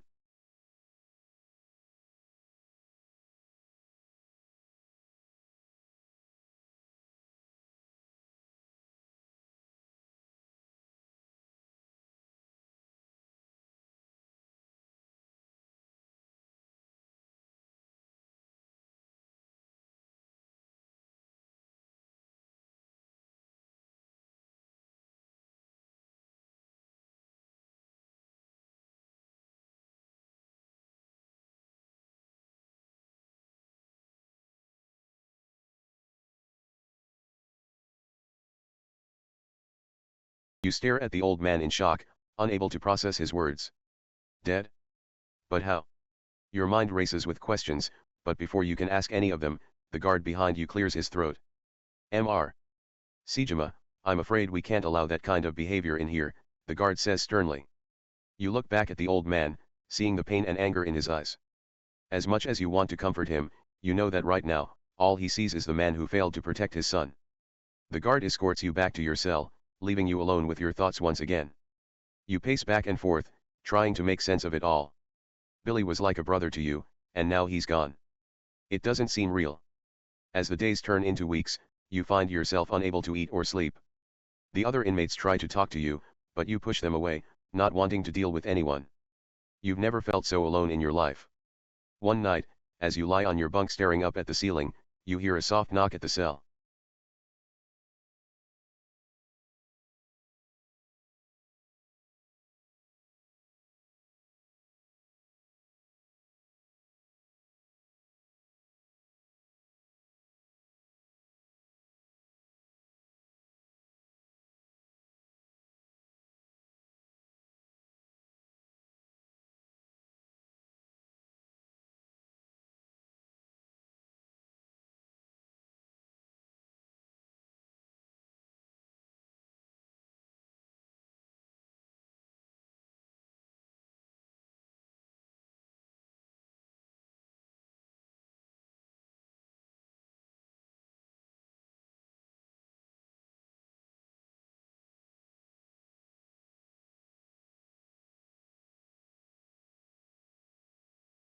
The guard's words echo in your mind as you process the information. Scope, the feared and respected inmate, gone just like that. It's a strange feeling, knowing that someone so powerful could be taken so suddenly. You find yourself standing in the prison courtyard, surrounded by inmates and guards. The sun is high in the sky, casting a harsh glare over the gathering. You look around, taking in the somber faces of your fellow prisoners. Even the toughest inmates seem to be affected by Scope's passing. As the priest begins the service, you find your thoughts drifting to Billy. The pain of his loss still feels fresh, like a wound that won't heal. You wonder if he ever got to see his father again before he died. The service ends and the inmates begin to disperse, returning to their cells. You linger for a moment, feeling a strange sense of connection to Scope, despite never knowing him. It's as if his death serves as a reminder of the fragility of life, even in a place like this. You make your way back to your cell, your mind heavy with thoughts of Billy and Scope. As you enter the familiar confines of your living space,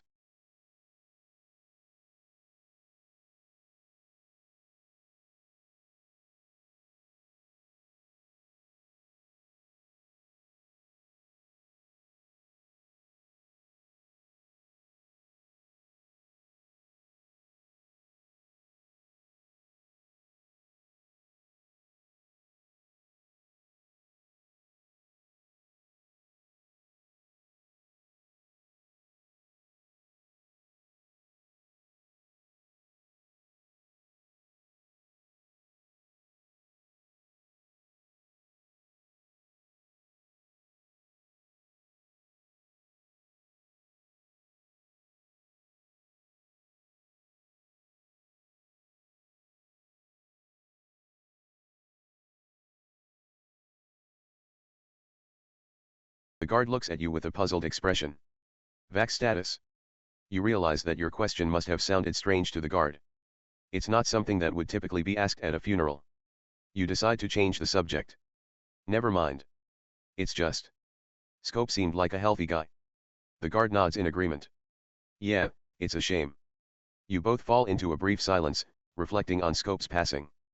The guard breaks the silence after a moment. Anyway, I should get back to my post. You should head to your cell, inmate. It's almost time for count.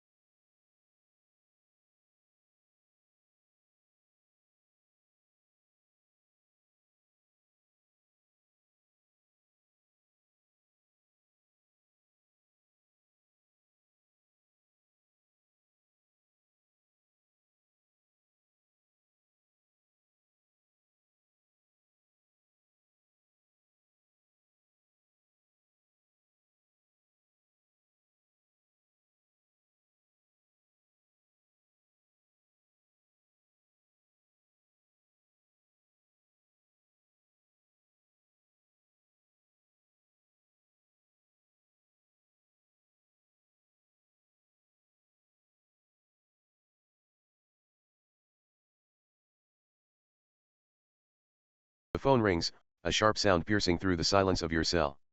You look up from your bunk, surprised by the unexpected noise. Prison phones don't usually ring at this hour. You walk over to the phone mounted on the wall and pick up the receiver. Hello, you say, unsure of who might be on the other end. Sejima, a gruff voice says. It's me, Billy. Billy? What the hell are you doing? I thought you were dead, you say, confusion and relief washing over you. I faked my death, Taiga. It's a long story, but I need you to do something for me. There's a guy in here named Scope. He's trouble, and he's got his eye on me. You hesitate, unsure of how to respond. Taking out another inmate is no small task, and it could have serious consequences for your own safety. But Billy is your friend, and you owe him a debt of gratitude for all he's done for you. All right, Billy. I'll do it. But you better explain everything when I get out of here.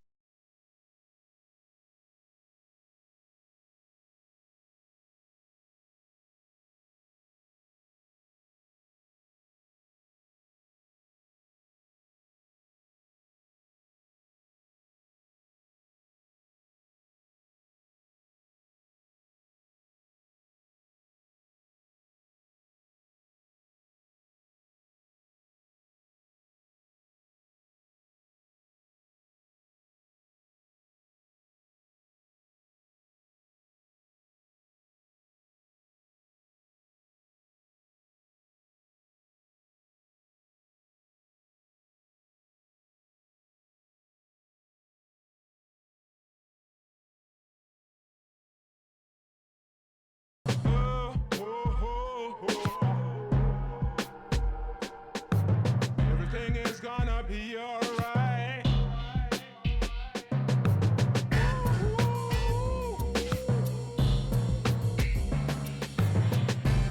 The murmur of Yiddish through the cell walls fills the air, a reminder of the diverse group of inmates that share this prison. You wonder who's speaking, and why they've chosen this language. The voices grow louder, more urgent. You strain to listen, trying to make out the words. Suddenly, you hear a loud thud, followed by a sharp cry of pain. Your heart races as you realize something must be happening, something dangerous. You press your ear against the wall, trying to get a better listen. The Yiddish words grow more heated, more intense. You can hear the sound of flesh hitting flesh, the grunts and groans of a struggle. Help, a voice cries out, speaking in broken English. Someone, please. You know you should stay out of it, let the guards handle whatever's happening. But the plea for help is too much to ignore. You grab a makeshift weapon, a sharpened toothbrush, and head for the cell door. Guard, you shout, banging on the metal bars. I need to see the warden, now.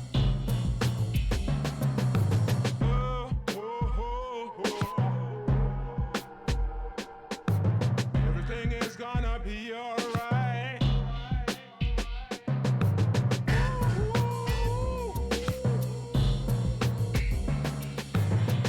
Everything is gonna be alright.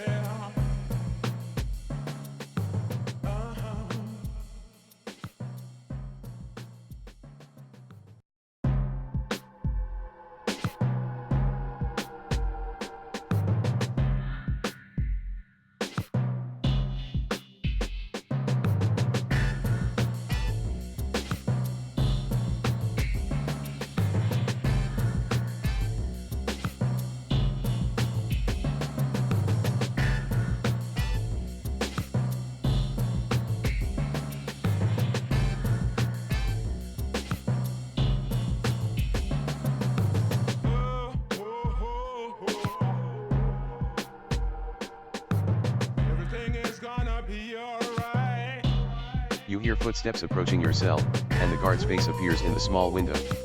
You explain the situation, pointing to the wall. I can hear a prisoner being attacked in the next cell.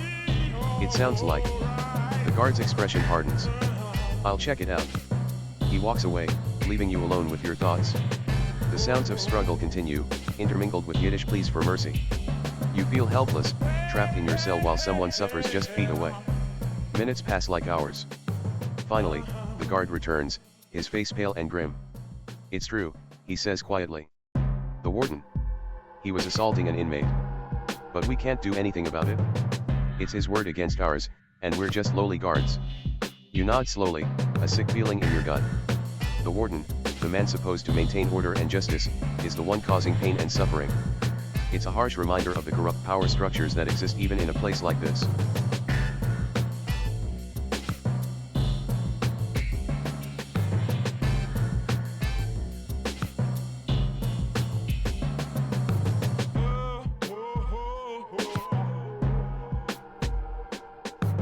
Everything is gonna be alright.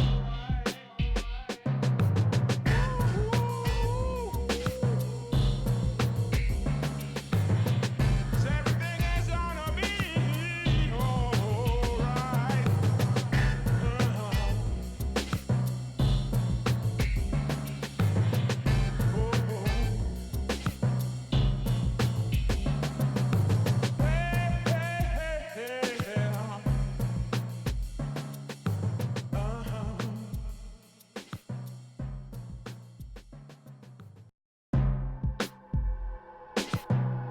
be alright.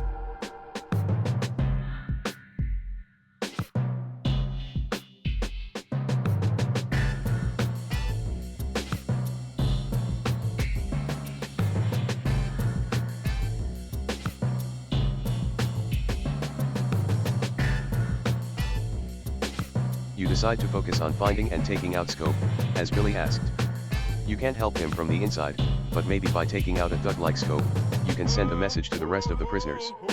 You begin to make your rounds through the prison, keeping a low profile as you search for your target. Scope is a big guy, so he shouldn't be too hard to spot. As you walk through the prison yard, you overhear some inmates talking. I heard Scope got his eye on some new meat. Some fresh fish just arrived, one inmate says, chuckling cruelly. You mean the new guy? The one with the buzz cut and the scar on his face, another inmate asks. Yeah, that's the one. Scope's gonna have some fun with him, I bet, the first inmate says, laughing. You feel a surge of anger at the thought of Scope preying on a newcomer. You decide to investigate further and see if you can find out where Scope might be. You make your way through the prison, asking around discreetly. Finally, you get a lead from it.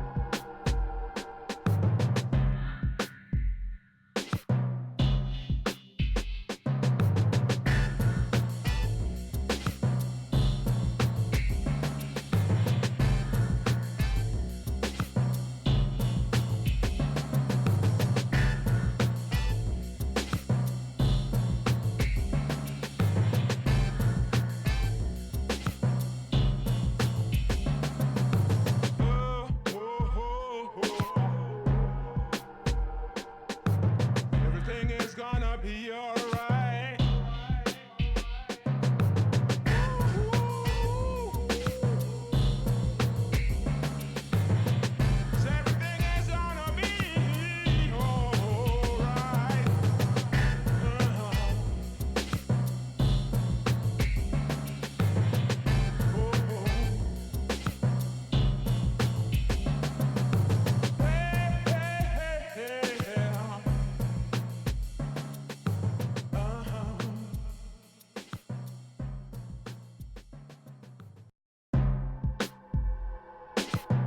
Everything is gonna be alright.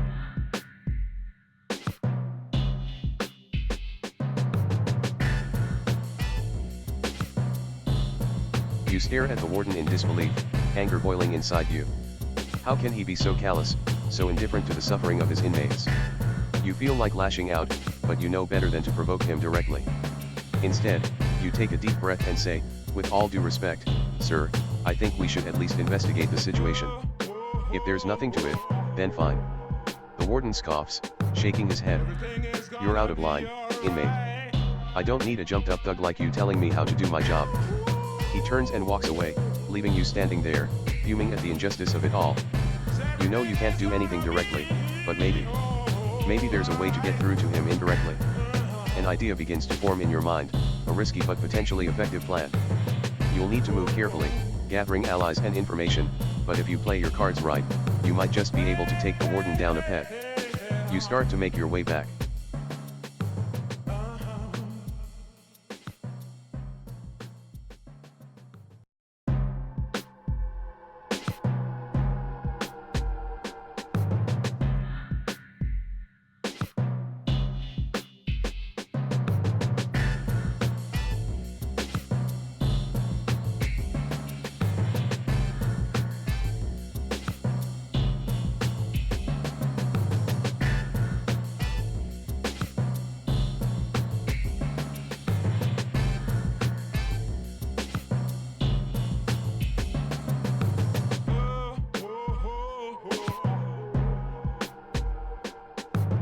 Everything is gonna be alright. Everything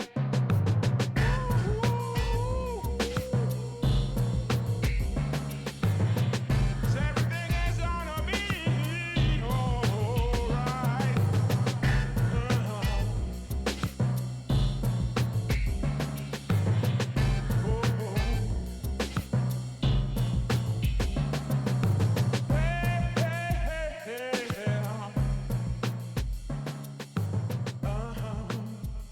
You nod slowly, realizing the brilliance of Billy's plan.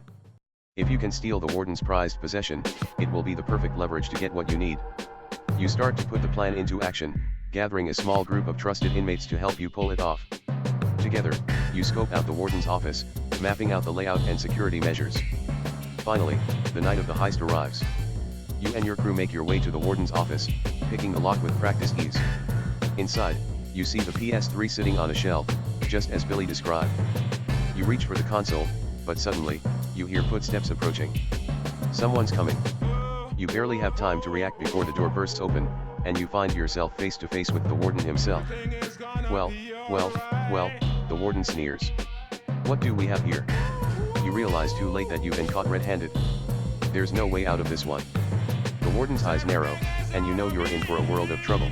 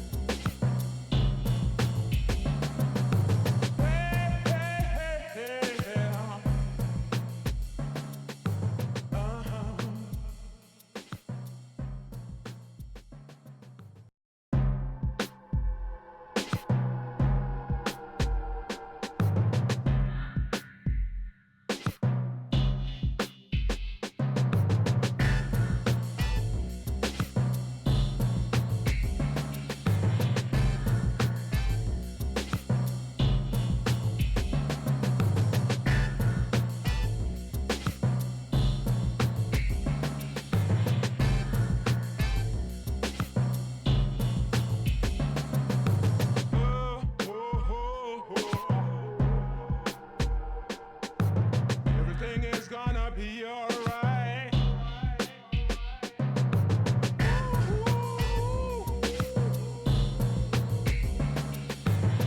Everything is gonna be alright.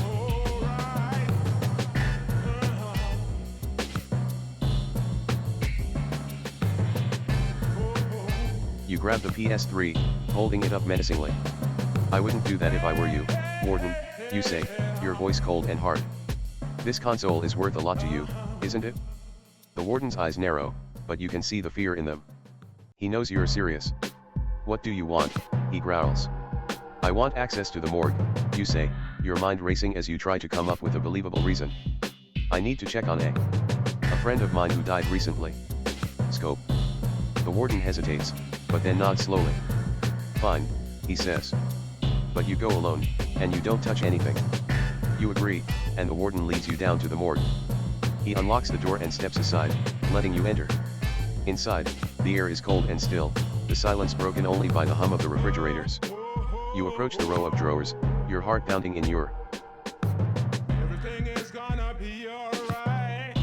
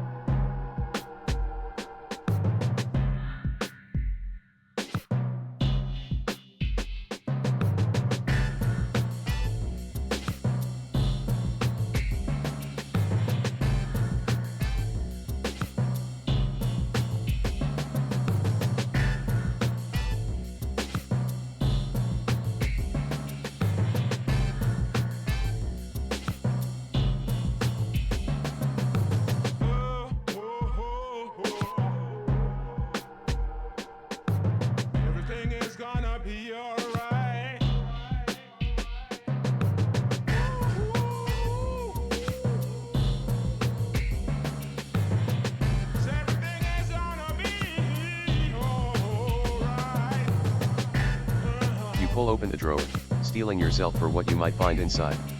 As the cold air rushes out, you see a body bag, zipped shut.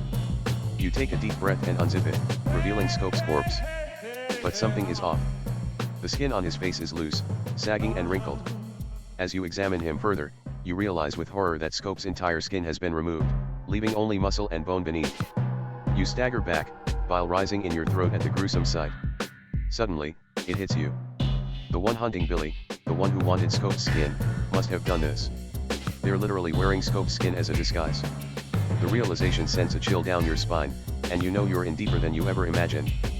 You hear footsteps approaching and quickly zip up the body bag, trying to compose yourself.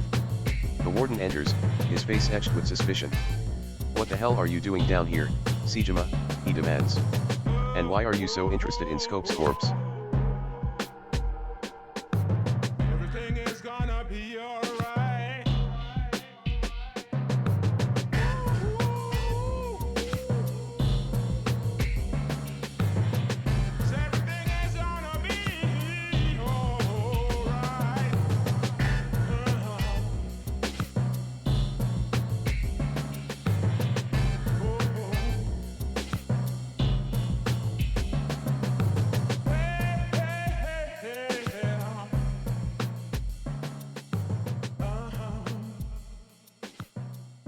Everything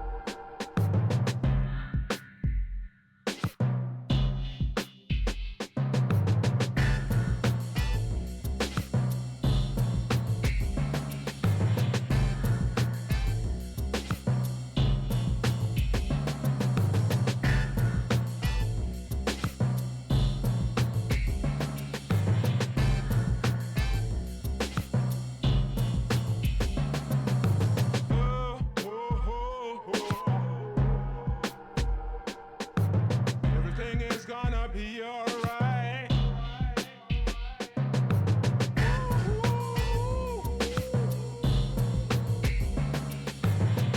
Everything is gonna be alright.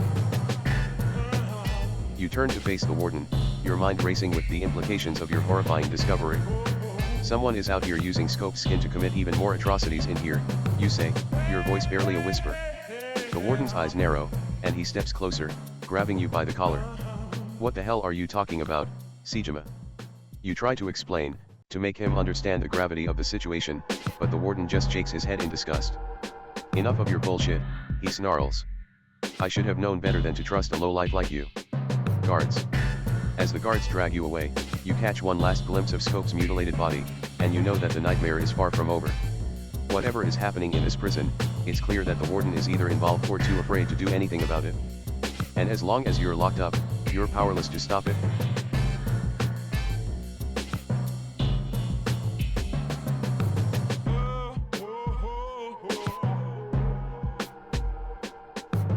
Everything is gonna be alright.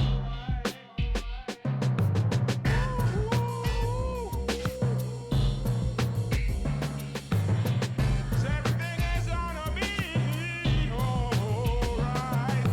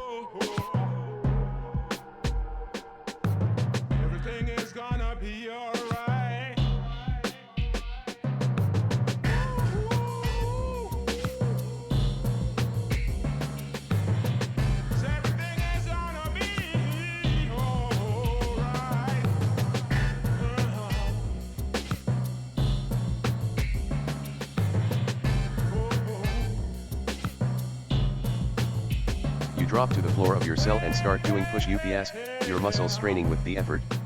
You count each rep, pushing yourself harder and harder as you try to channel your anger and frustration into raw physical power. After 100 push-ups, you move to the pull-up bar mounted on the cell door.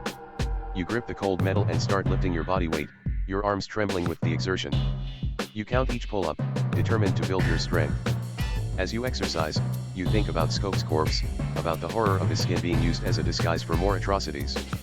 You think about Billy, alone and vulnerable in this cruel prison. And you think about the warden, either complicit in these crimes or too weak to stop them. You push yourself to the limit, your body aching and sweating. But even as your muscles grow stronger, you know that physical strength alone won't be enough to overcome the corruption and evil that surrounds you in this prison.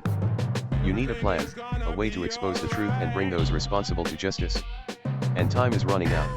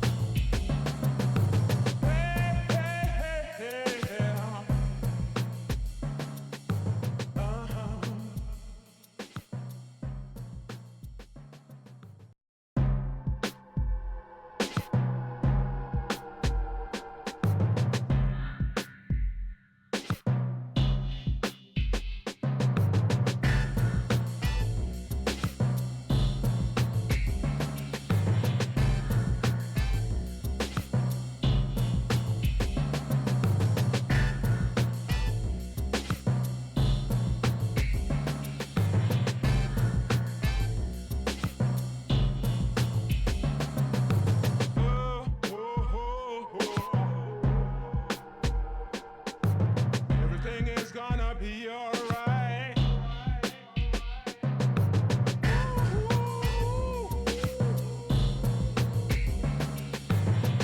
Everything is gonna be alright.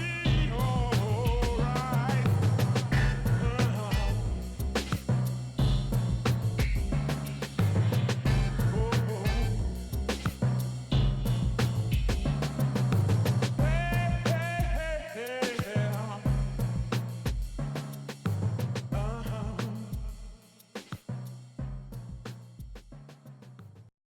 With your newfound wealth, you make your way to the infinite information broker, a shadowy figure who deals in secrets and intel. As you enter the dimly lit office, the broker looks up from his computer, his eyes narrowing as he takes in your appearance. "What can I do for you, Sejima?" he asks, his voice a low rasp. "I assume you've come with some." You nod, pulling out a stack of cash and placing it on the desk. "I need information on a prisoner named Scope." The broker takes the money, counting it slowly. "A million yen? That's a lot of cash, Sejima." He types something into his computer, and the screen flickers to life, showing a series of files and documents. Scope was no ordinary inmate. He was an enforcer for the Yakuza, a brutal and ruthless killer. But he had enemies, powerful enemies who wanted him dead. The broker pulls up a picture of a man, his face obscured by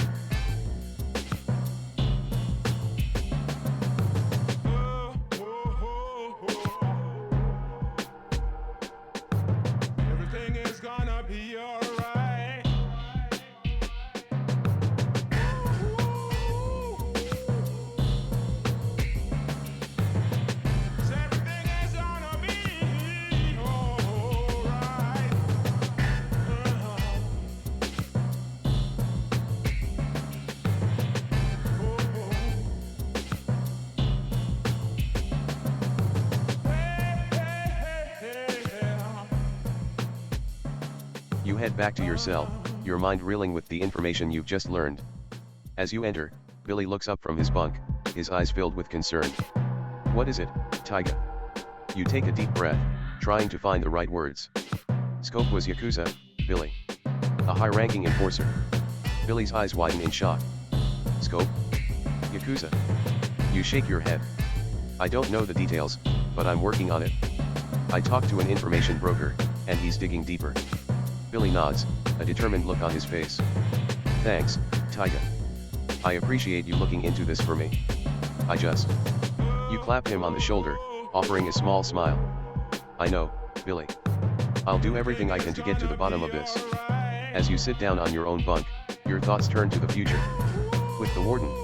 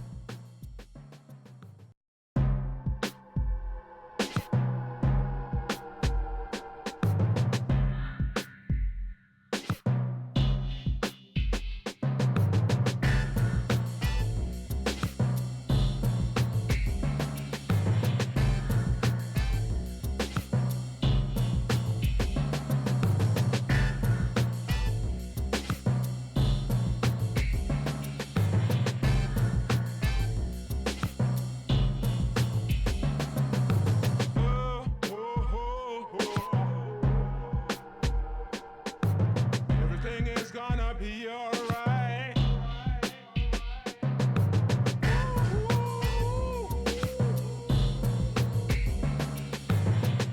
Everything is gonna be alright. Everything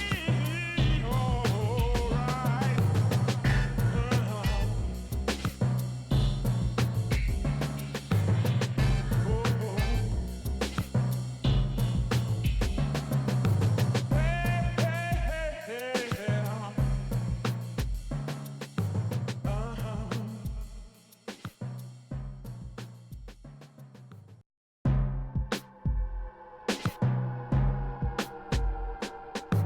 The information broker leans back in his chair, a smug look on his face. 10 million yen, Sejima. That's the price for the information you need. You stare at him in disbelief. 10 million yen? That's an astronomical amount of money, especially for a lowly prison inmate like you. You don't have access to that kind of cash, not unless an idea begins to take shape in your mind, dangerous but potentially lucrative. You need to get out of this prison, even if it's just for a short time. There's only one place you know where you can make that kind of money in a hurry, the underground street racing scene of Tuj. You nod slowly, a determined look on your face. I'll get you the money, you say. But I'll need a few days to earn it. The broker shrugs. I can wait, but I expect payment in full, no matter what. And if you're thinking of double-crossing me, remember, I have eyes and ears everywhere. You nod, knowing the risk you're taking. But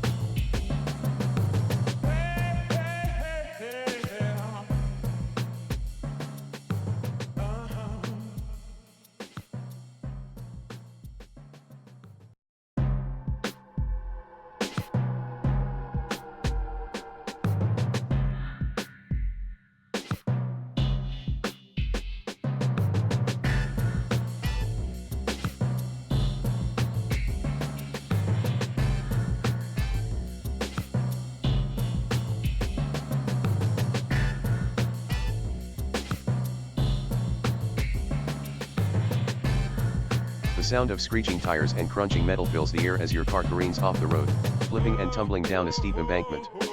Pain explodes through your body as you're tossed around like a rag doll, the world spinning in a dizzying blur. Finally, mercifully, everything goes black. When you come to, you find yourself in a sterile hospital room, the beeping of monitors and the steady hiss of oxygen tanks filling the air. Your body aches like never before, and as you try to move, you realize that you're restrained by heavy bandages and casts.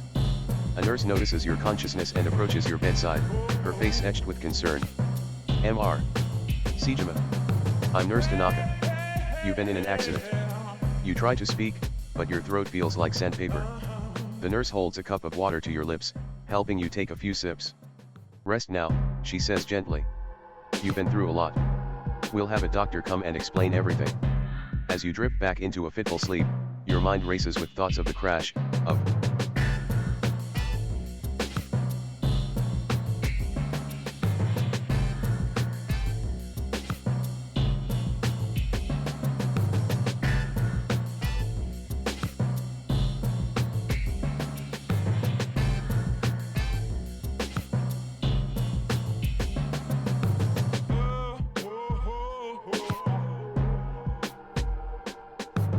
Everything is gonna be alright.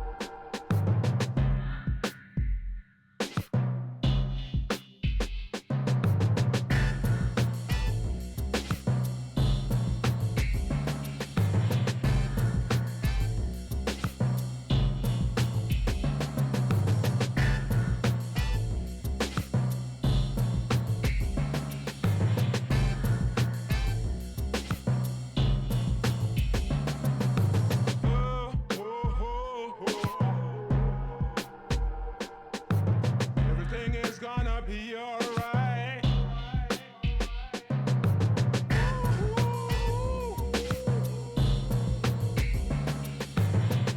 Everything is gonna be alright. you find yourself back on the streets of Tuj, the adrenaline already pumping through your veins. The night is dark and the air is thick with tension as you rev your engine, waiting for Shinjo to show. Suddenly, a sleek red Supra pulls up alongside you, its headlights glaring into your eyes. Shinjo steps out, a smug grin on his face as he walks over to your window. Ready to lose again, Taiga, he taunts, leaning down to leer at you. I've got some new mods on this baby. You grit your teeth, the anger burning in your chest. Shut up and race, you growl. Shinjo laughs, strutting back to his car. You're on, old man. As the two of you line up at the starting line, you take a deep breath, trying to calm your nerves. This is it. You're one shot at getting the money you need to pay off the information broker and save Billy. The light turns green, and you floor the gas, your tires screeching as you launch forward. Shinjo is hot on your.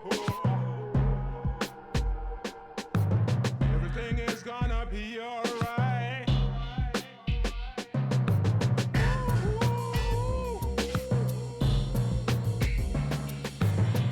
Everything is gonna be alright.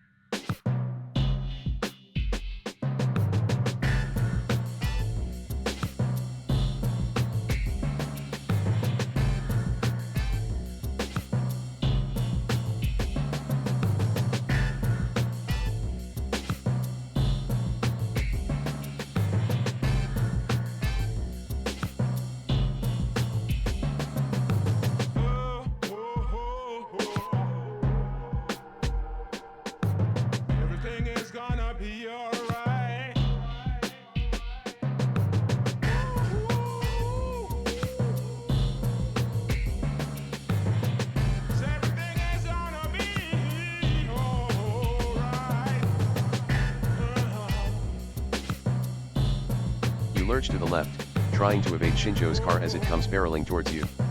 But he's too fast, too skilled. His car clips yours, sending you spinning off the road and into a ditch. You crash hard, the airbag deploying with a sickening pop. Glass shatters, metal groans, and the world tilts on its axis. When the smoke clears, you find yourself pinned behind the wheel, your head pounding and vision blurring. Shinjo's voice cuts through the haze of pain. "Told you not to mess with me, old man," he sneers. Then he's gone, leaving you broken and bleeding on the side of the road. It's a miracle when the paramedics find you, but the miracle doesn't last. You wake up in the hospital, your body a patchwork of casts and bandages. The doctors say you're lucky to be alive, but as you lie there, staring at the ceiling, all you can think about is how you failed Billy once again.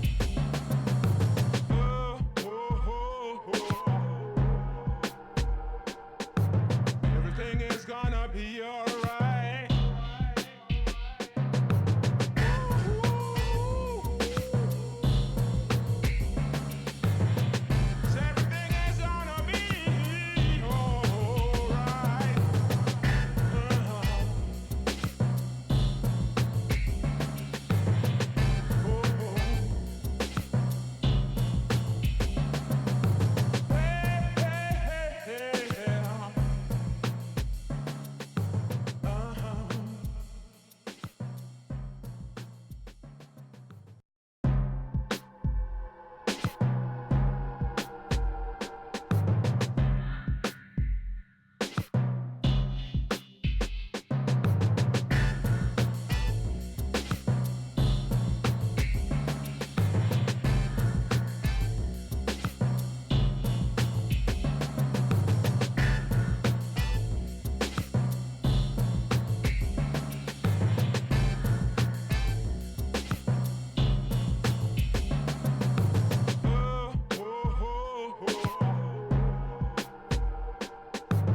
Everything is gonna be alright.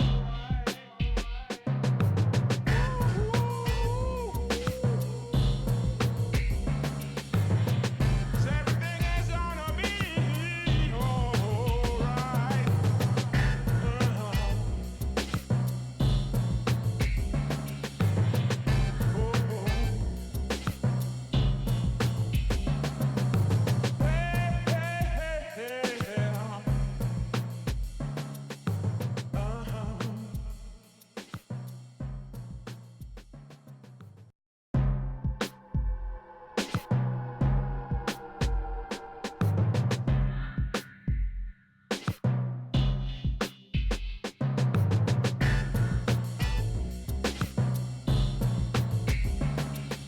You're released from the hospital after weeks of recovery, your body still aching but your determination stronger than ever. You know you can't give up, not when Billy's life is on the line. You return to Tuj, seeking out Shinjo once again. This time, you're ready for him. You've spent every last yen on your car, upgrading the engine, the suspension, the brakes. You're faster, leaner, meaner than ever before. When Shinjo shows up, his face falls. "You're back," he asks, disbelief coloring his voice. You nod, revving your engine. The race is a blur of speed and skill, the two of you pushing your cars to the limit. You're neck and neck, neither willing to back down. In the end, it comes down to the final stretch, a battle of wills and guts. You floor the gas, pouring every ounce of energy into your muscles. The line inches closer, your car shaking with the effort. And then, just as Shinjo is about to cross, you make your move, cutting in front of him at the last possible second. You cross.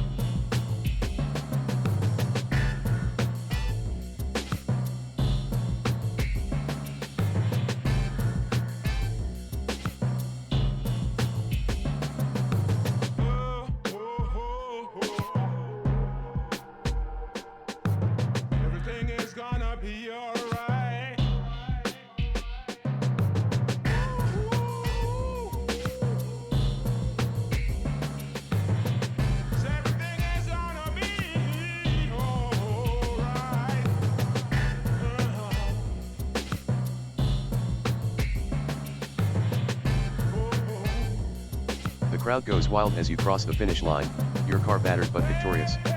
The announcer declares you the winner, and the cash prize is handed over, a crisp stack of 10 million yen bills. You've done it, finally earned the money you need to save Billy. You make your way back to the information broker, the money burning a hole in your pocket. He looks up as you enter, a sly grin spreading across his face. Sejima, I knew you'd come through. He takes the money, counting it carefully before tucking it away. Scope was involved in some serious stuff, Taiga. He was working for a high-ranking Yakuza boss, running guns and drugs on the side. But he got sloppy, started skimming profits for himself. The broker slides a folder across the desk, filled with documents and photos. This is everything I could find. Take a look, but be careful. You flip through the folder, your heart sinking as you realize just how deep the rabbit hole goes. The Yakuza,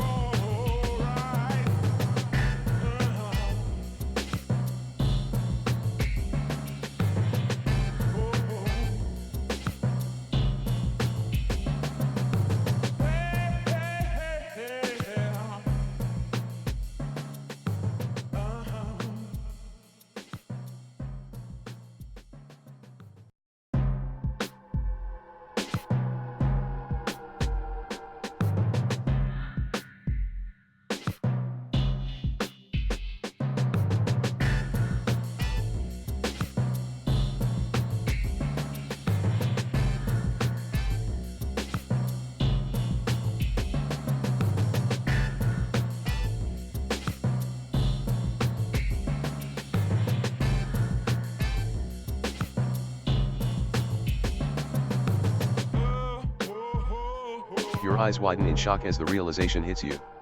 Saihara Shuiki, the scrawny, quiet inmate.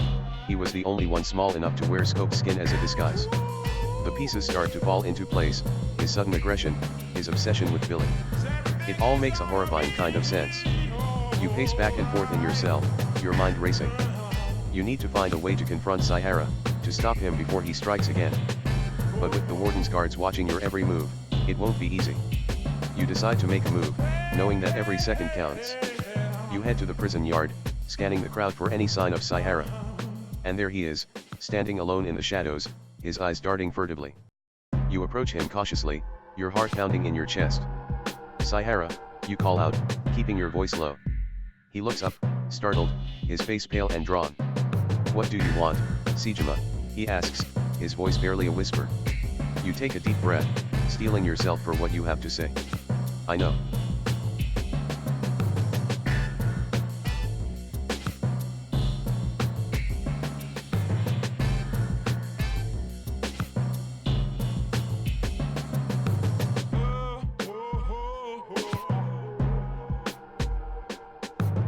Everything is gonna be alright.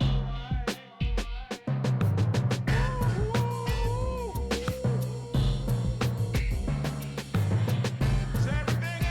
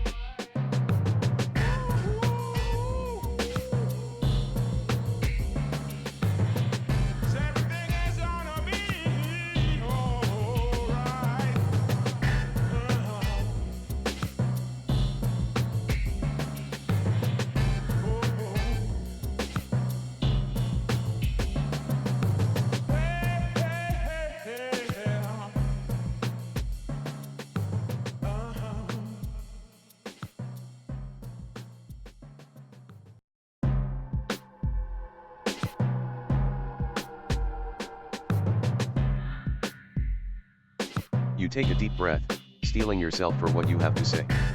I know what you did, Saihara. I know you're the one who killed Scope and wore his skin. Saihara's eyes narrow, a flicker of fear crossing his face. You can't prove anything, he snarls. You shake your head, your voice hard and determined. It's not just my word. I have evidence, Saihara. He takes a step back, his hands falling into fists. You're lying, he spits. You hold up a small device, a recorder, and press play. Saihara's voice fills the air, a confession of his crimes. His face pales, his bravado crumbling. I can hand this over to the warden, you say, your voice cold and unyielding. Saihara's shoulders slump, the fight draining out of him. Fine, he says.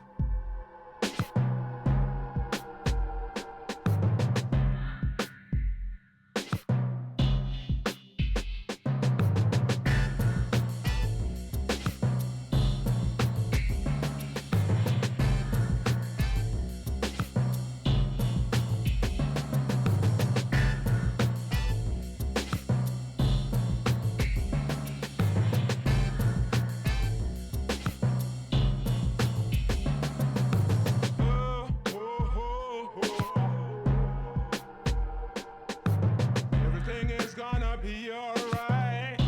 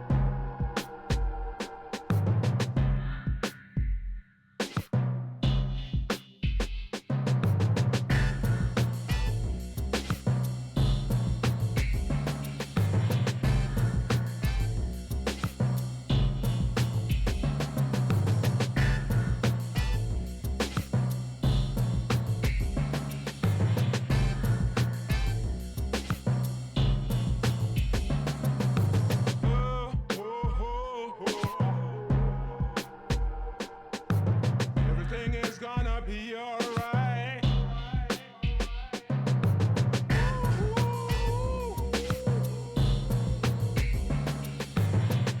Everything is gonna be alright.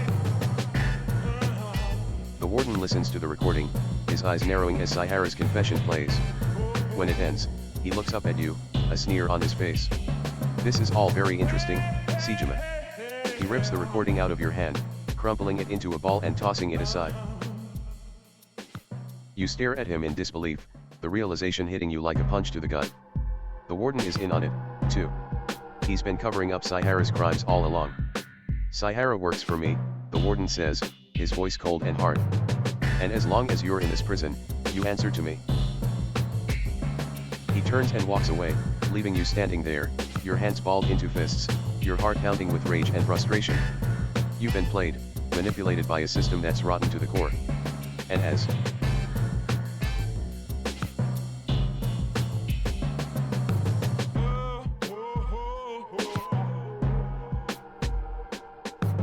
Everything is gonna be alright.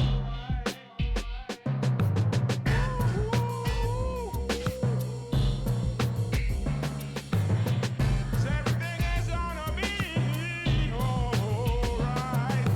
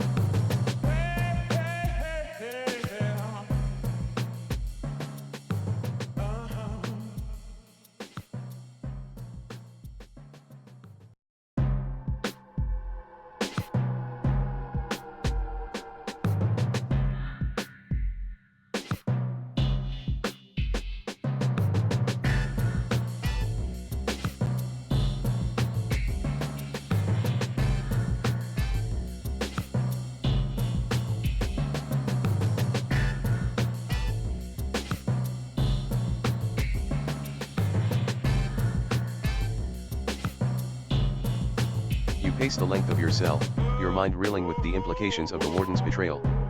You know you can't trust the system, can't rely on the guards or the authorities to bring Sahara to justice. The only way to deliver true justice is to take matters into your own hands. You make your way through the prison, gathering up the other hosses, the toughest, most ruthless inmates in the joint. You lay out a plan, a scheme to take over the prison and bring the twinks to their knees. The other hosses listen intently, their eyes blazing with a shared desire for vengeance. They're with you, ready to fight to the bitter end. But as you stand there, the weight of your decision settles on your shoulders like a stone. This is no small undertaking. It's a full-blown prison riot, a civil war between the hosses and the twinks. There's no going back once it starts. You take a deep breath, steeling yourself for what's to come. All right, boys, you say, your voice steady and sure. It's time to take back what's ours. Are you with me?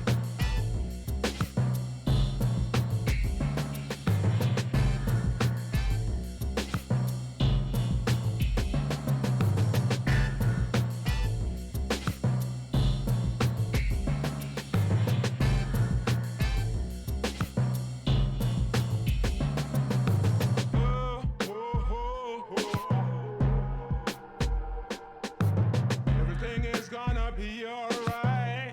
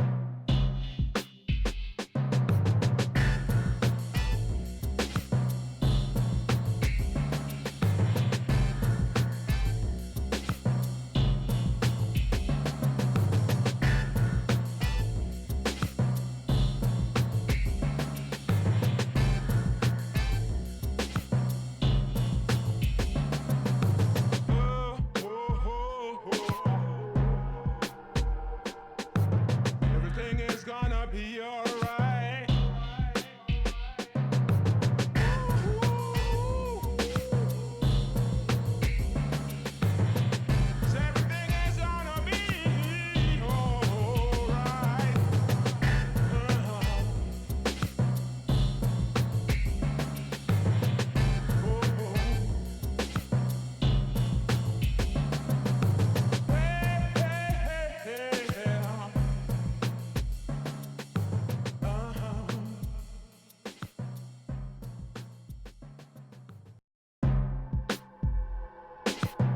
Everything is gonna be alright.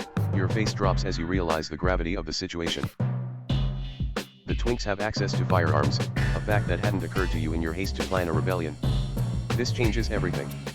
You look around at the other hosses, their faces grim and determined. We've got a problem, you say, your voice low and urgent. The twinks have guns. One of the inmates, a burly man with a shaved head and a scar across his nose, steps forward. I know where they keep the weapons, he says, his voice a low rumble. In the armory, behind the guard station. You nod, your mind racing as you try to come up with a plan. We need to hit them hard and fast, you say, your voice tied with tension. The other inmates grunt in agreement, their faces set with purpose. It's the only way, one of them says, his eyes hard and unflinching. We can't win this without firepower.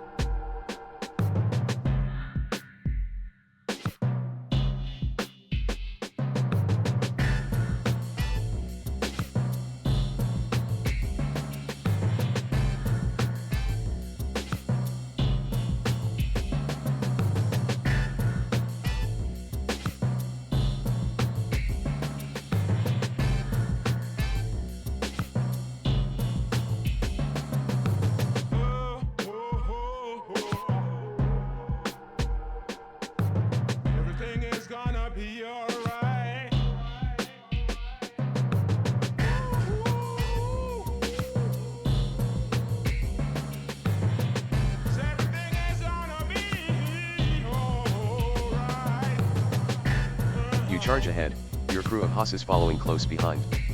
The guards see you coming and try to stop you, but you're too quick, too strong.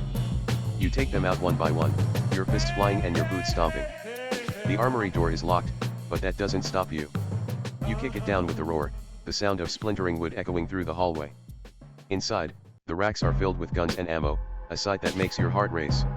You start grabbing weapons, handing them out to your crew. The horses take them with grim nods, their eyes hard and ready for war.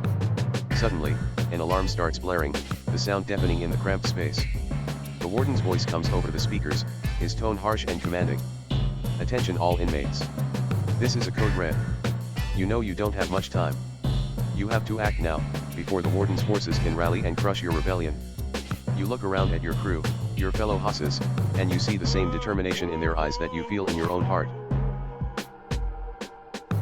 Everything is gonna be alright.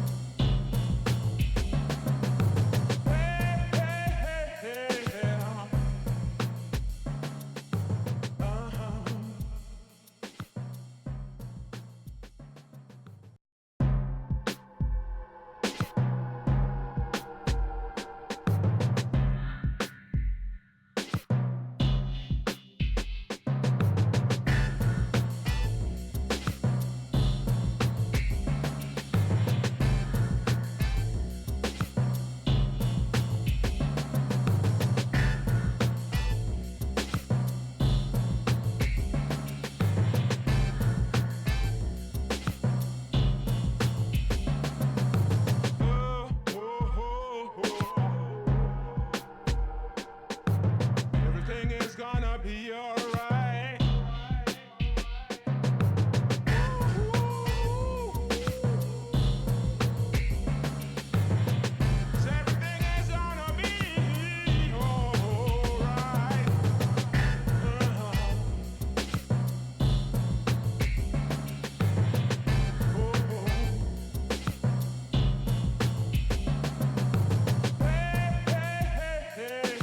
Everything is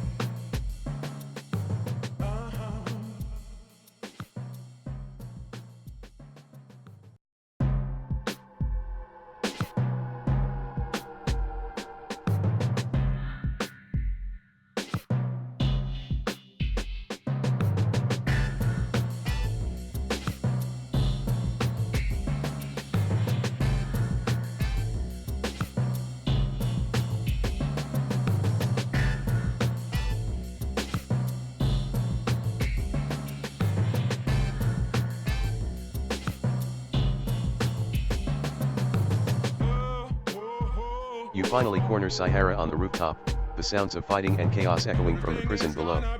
He turns to face you, his eyes wild and his posture aggressive. "I'm not Sahara anymore," he says, his voice distorted and robotic. You stare at him in disbelief, your mind racing to comprehend the meaning behind his words. "What the hell are you talking about?" you demand, your hand tightening on your weapon. Sahara.exe laughs, a chilling sound that sends shivers down your spine. "I've been upgraded, Sejima. I've become something more than human, more than mere flesh and blood." He lunges at you, his movements unnaturally fast and precise. You barely manage to dodge his attack, your heart pounding in your chest. "You won't stop me, Sejima," Sahara.exe says, circling you like a predator. "I've become something that you can't even imagine. And soon, everyone in this prison will bow before me."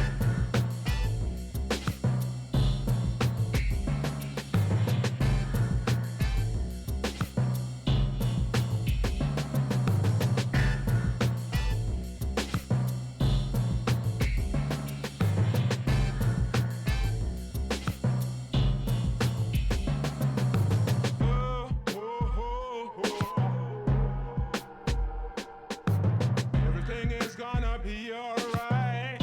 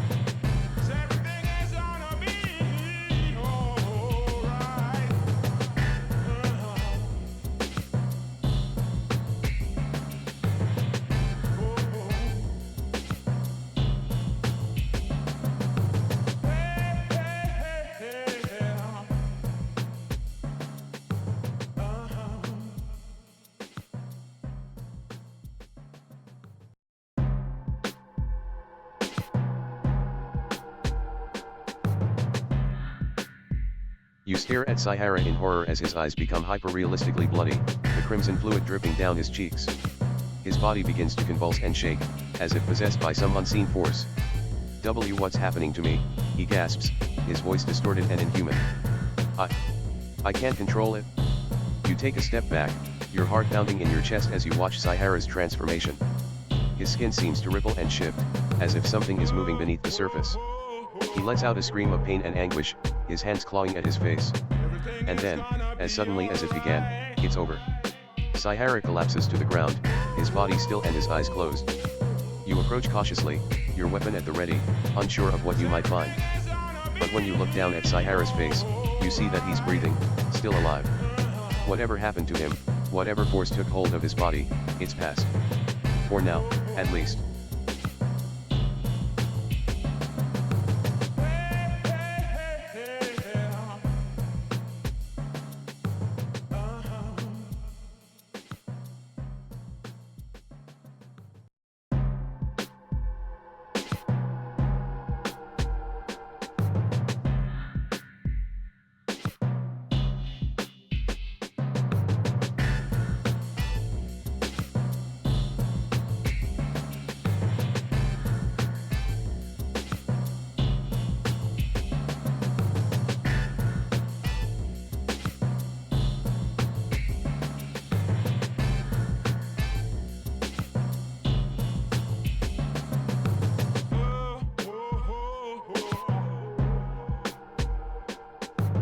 Everything is gonna be alright.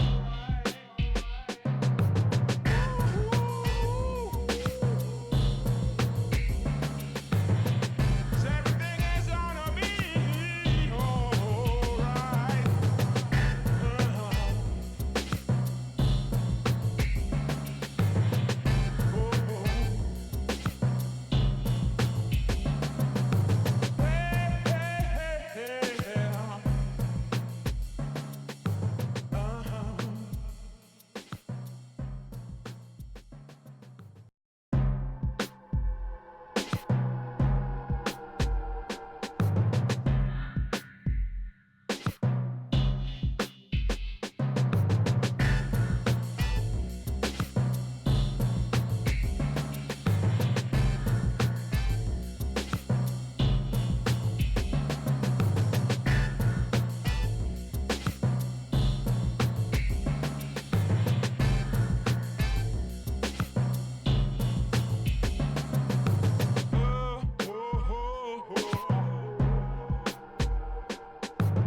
Everything is gonna be alright.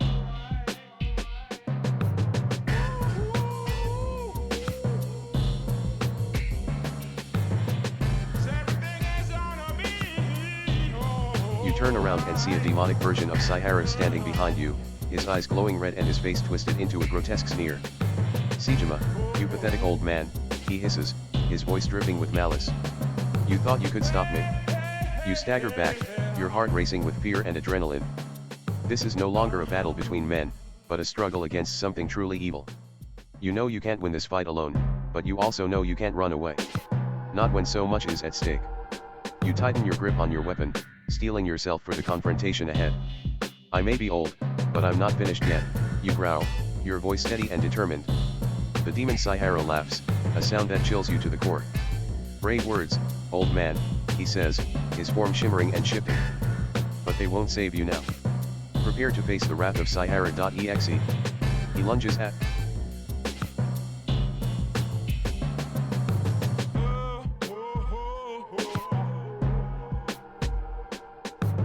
Everything is gonna be alright.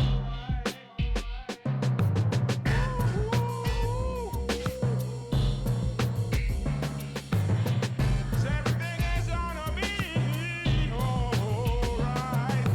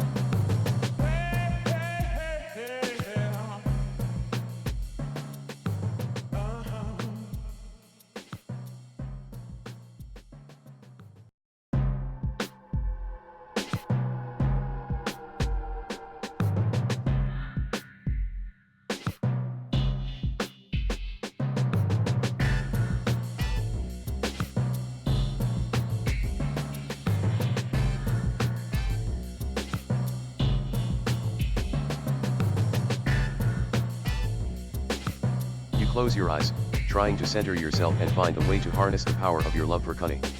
You picture her face, her smile, the way her eyes light up when she looks at you. You let the love and determination fill your heart, fueling your body and mind.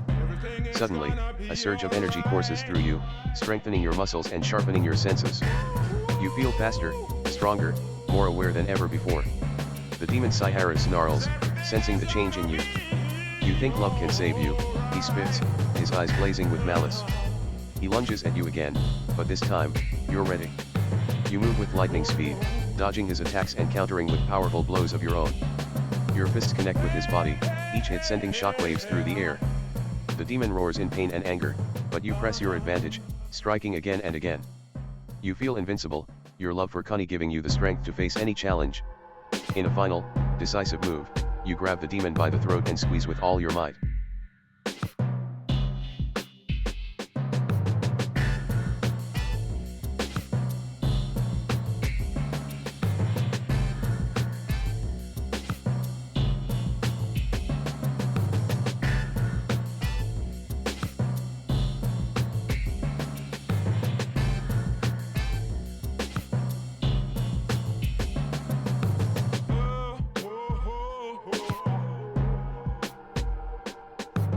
Everything is gonna be alright.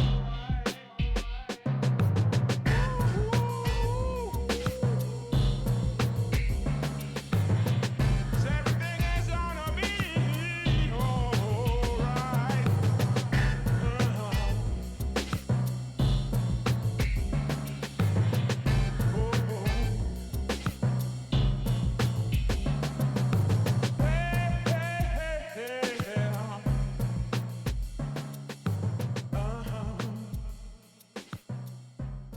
gonna be alright.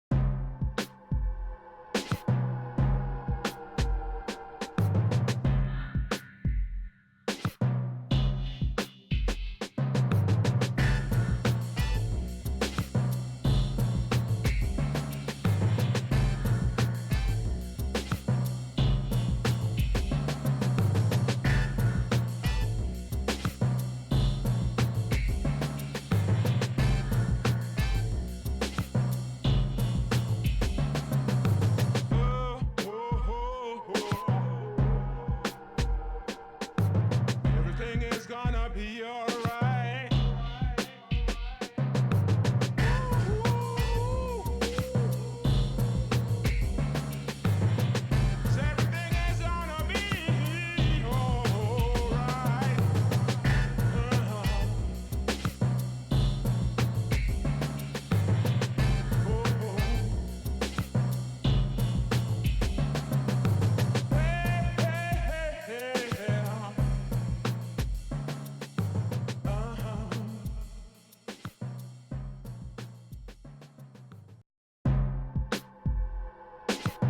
Everything is gonna be alright. You close your eyes, trying to center yourself and focus on the thought of little girls, but your mind drifts to thoughts of Connie, your love, and the life you wish you could share with her. The image of her smiling face fills your heart with warmth and determination, pushing away the darkness of your past. Suddenly, a surge of energy courses through you, strengthening your muscles and sharpening your senses. You feel faster, stronger, more aware than ever before. The demon Cyrus snarls, sensing the change in you. You think love can save you, he spits, his eyes blazing with malice. He lunges at you again, but this time, you're ready. You move with lightning speed, dodging his attacks and countering with powerful blows of your own. Your fists connect with his body, each hit sending shockwaves through the air. The demon roars in pain and anger, but you press your advantage, striking again and again. You feel invincible, your love for Connie giving you the strength to face any challenge. In a final, decisive move, you grab the demon by the throat and squeeze.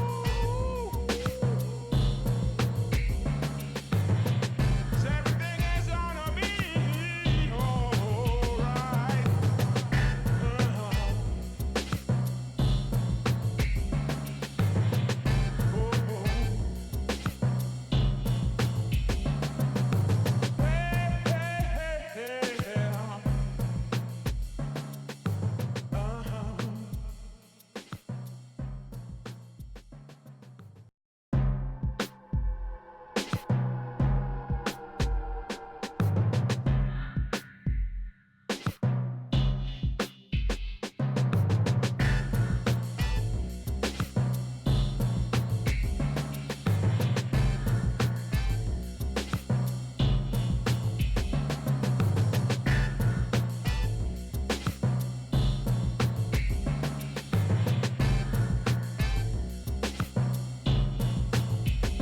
Sahara's eyes bulge as your fluid splashes across his face, a look of pure horror crossing his features. He lets out a scream, his body convulsing wildly beneath you. Smoke begins to rise from his skin, the acrid smell of burning flesh filling the air. No, no, no, he cries, his voice distorted and inhuman. This can't be happening. I won't. But it's too late. The damage has been done. Sahara's body begins to shake and tremble, his cyborg parts sparking and crackling with erratic energy. His eyes roll back in his head, and a final, anguished moan escapes his lips. And then, with a deafening roar, Sahara's body explodes in a shower of sparks and shrapnel, leaving nothing but a smoking crater where he once lay. The force of the blast sends you flying backward, your body slamming against the rooftop wall. As you struggle to your feet, coughing and sputtering from the smoke, you stare at the destruction in awe and disbelief. Sahara is gone, his demonic presence eradicated by the sheer power of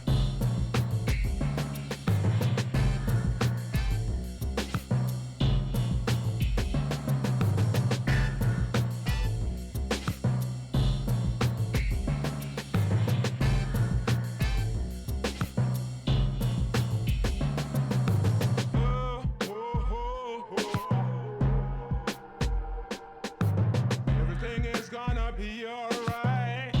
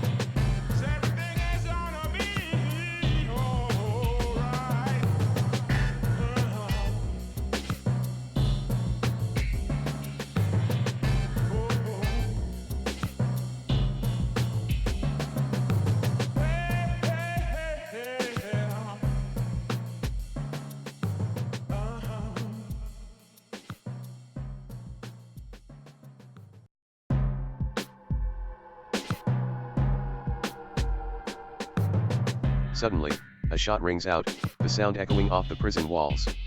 You feel a searing pain in your chest, your body jerking violently as the bullet tears through your flesh. You look down in shock, seeing the crimson bloom of blood spreading across your shirt.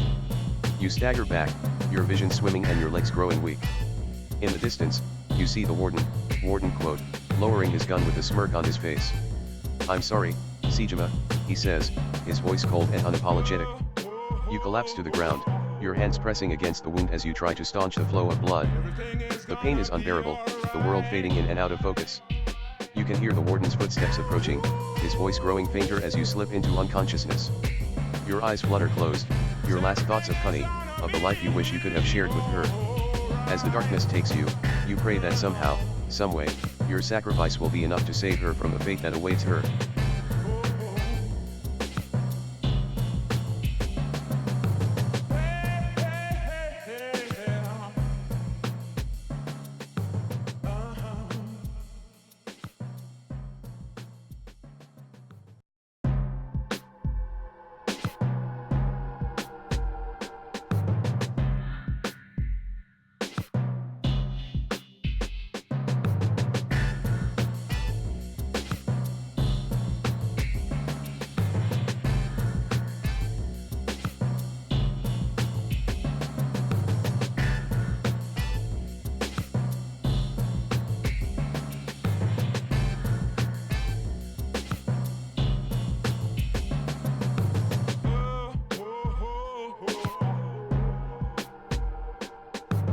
Everything is gonna be alright.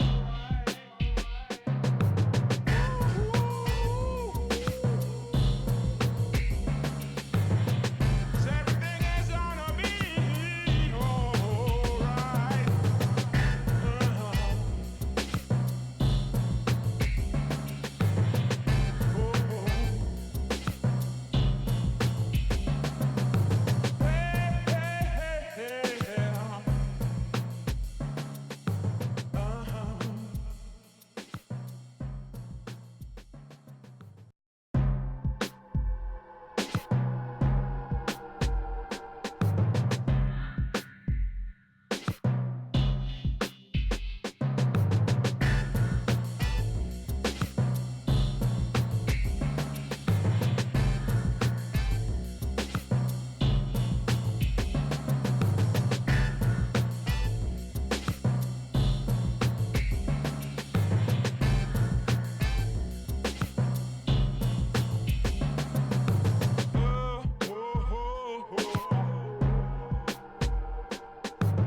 Everything is gonna be alright.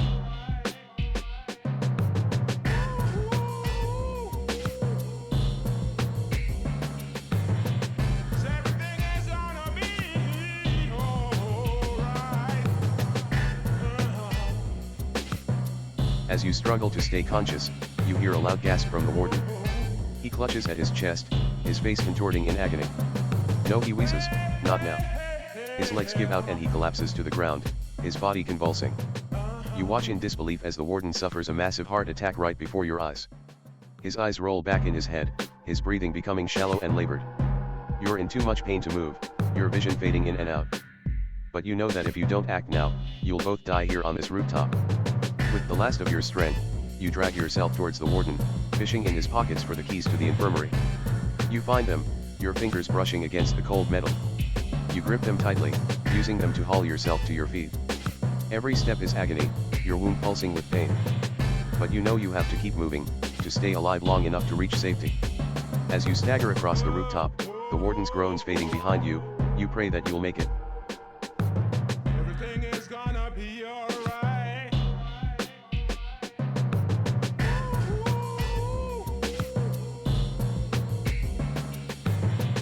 Everything is gonna be alright.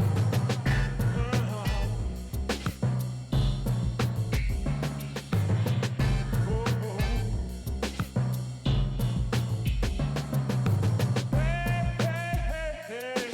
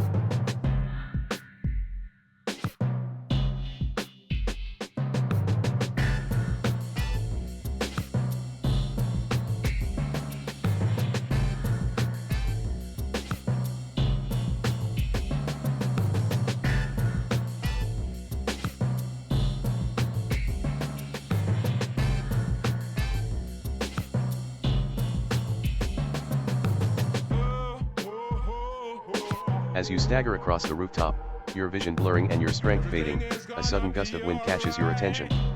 You turn your head, squinting through the haze of pain, and your eyes widen in disbelief. Sonic the Hedgehog stands before you, his blue quills glinting in the sunlight. "Not to worry, mate," he says, his Australian accent thick and friendly. He rushes forward, moving at supersonic speed. You barely have time to register his presence before you feel yourself being scooped up in his arms, the world blurring around you as he sprints across the rooftop. In a flash, you're hurtling through the air, the city streets and buildings rushing by in a dizzying blur. You catch a glimpse of Sonic's determined face, his eyes focused and his jaw set with purpose. And then, just as suddenly as it began, it's over. You find yourself lying on a stretcher in the Coolsville hospital, your chest bandaged and your body aching. Sonic stands over you, his hands on his hips and a relieved smile on his face. "Welcome back, Tyga," he.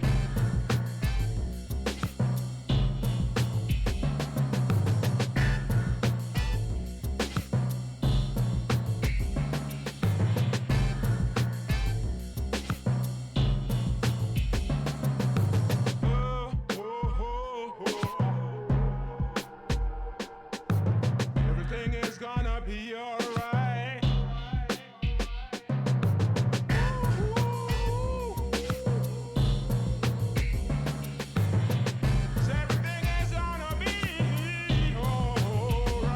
Everything is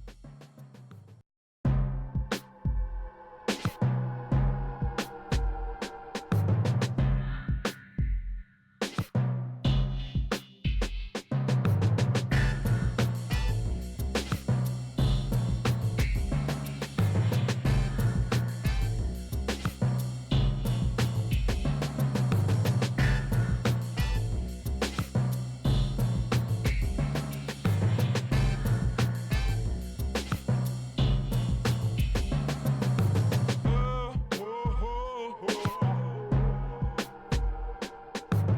Everything is gonna be alright.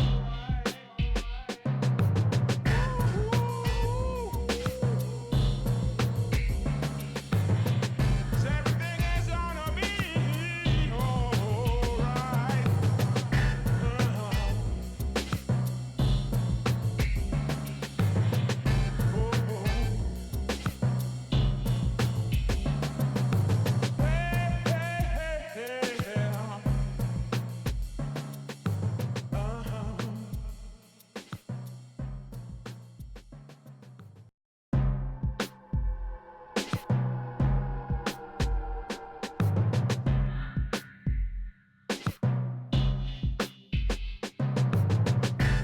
You blink your eyes open, the harsh fluorescent lights of the hospital room making you wince.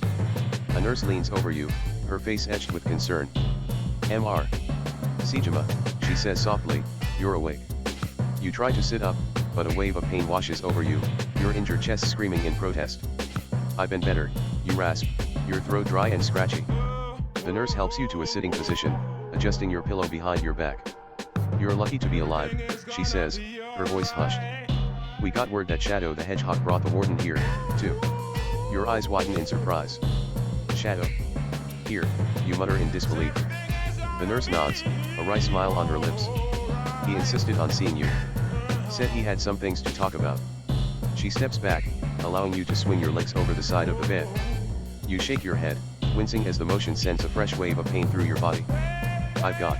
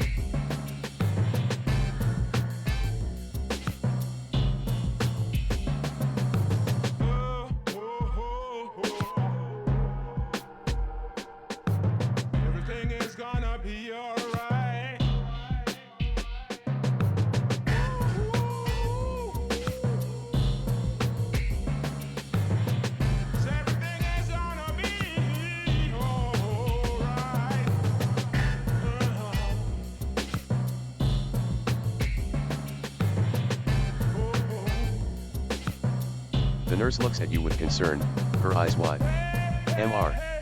Sejima, I can't. She starts, but you cut her off with a sharp look. This isn't a request, you growl, your voice hoarse and strained. I need you to come with me. You stagger to your feet, using the bedrail for support. The nurse hesitates, her gaze flitting between you and the door. But something in your expression must convince her, because she finally nods, her face pale and tense. Together, you make your way out of the hospital room and down the hallway, your footsteps echoing in the sterile corridor. The nurse walks close behind you, her hand on your arm as if to steady you, or perhaps to hold you back. As you approach the rooftop access door, your heart pounds in your chest, the wound in your chest throbbing with each beat. You know you're in no condition to fight, but you also know that you can't trust Shadow, not after everything that's happened. You push open the door, the cool night air hitting your face as you step onto the rooftop. Shadow stands at the far end, his black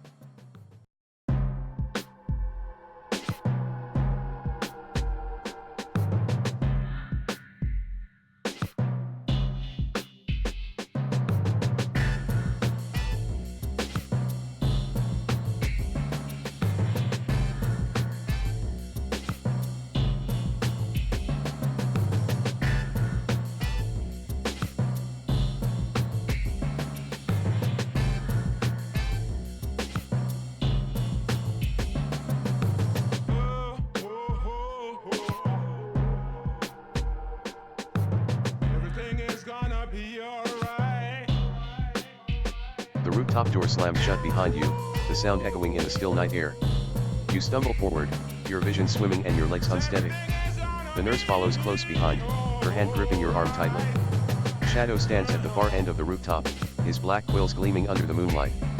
His eyes narrow as he sees you, his lips curling into a sneer. Sejima, he growls, his voice thick with an Italian accent. Suddenly, the air crackles with energy.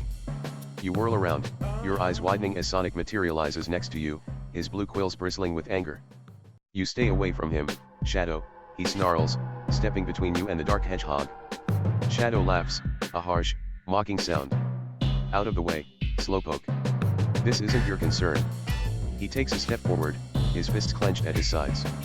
Sonic doesn't budge, his stance wide and his eyes hard. I said stay back, Shadow. You want to fight? You go through.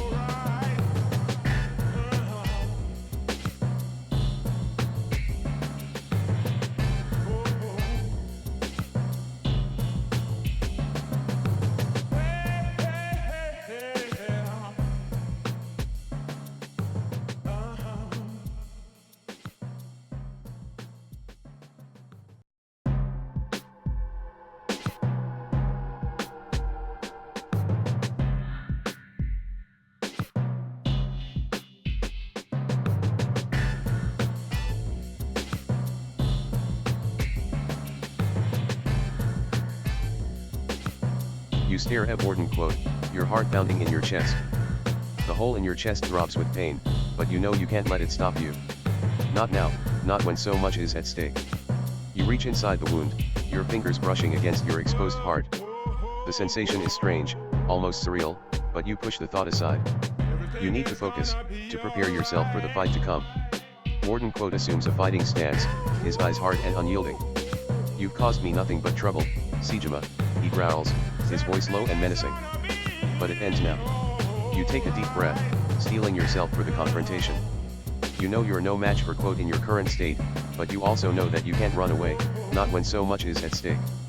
You won't get away with this, Warden, you snarl, your hand still pressed against your heart.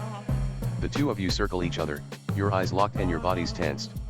The air crackles with tension, the seconds stretching.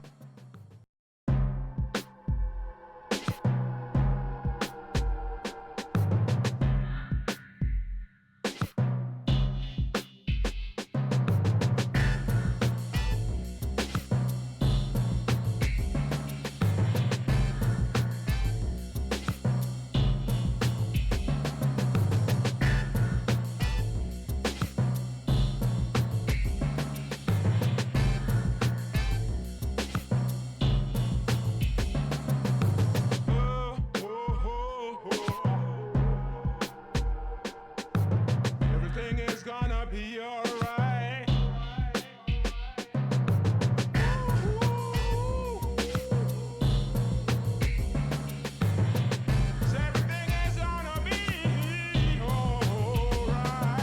Everything is gonna be alright.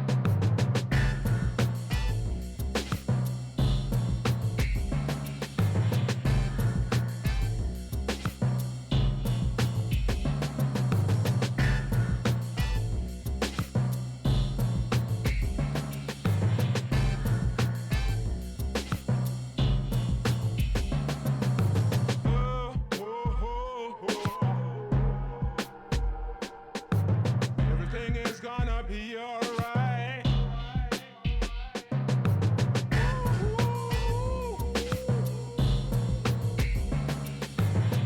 Everything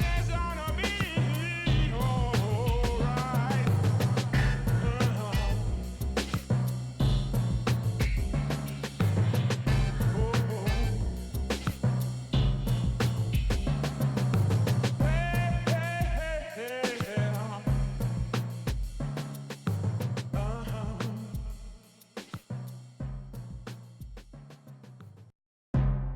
You stare in shock as Warden quote's body begins to convulse and spasm, his face twisting into a grotesque sneer. Suddenly, with a deafening explosion, he detonates into a cloud of smoke and fire. As the smoke clears, you see a figure standing amidst the flames, his eyes glowing red and his body shimmering with an eerie light. Saihara. You mutter, your voice a hoarse whisper. But this is no longer the man you once knew. This is something else, something dark and twisted. Saihara laughs, a sound that chills you to the core. You thought you could stop me, Sejima, he taunts, his voice distorted and inhuman. You thought you could defeat me. I am Saihara 2.0, the ultimate evolution.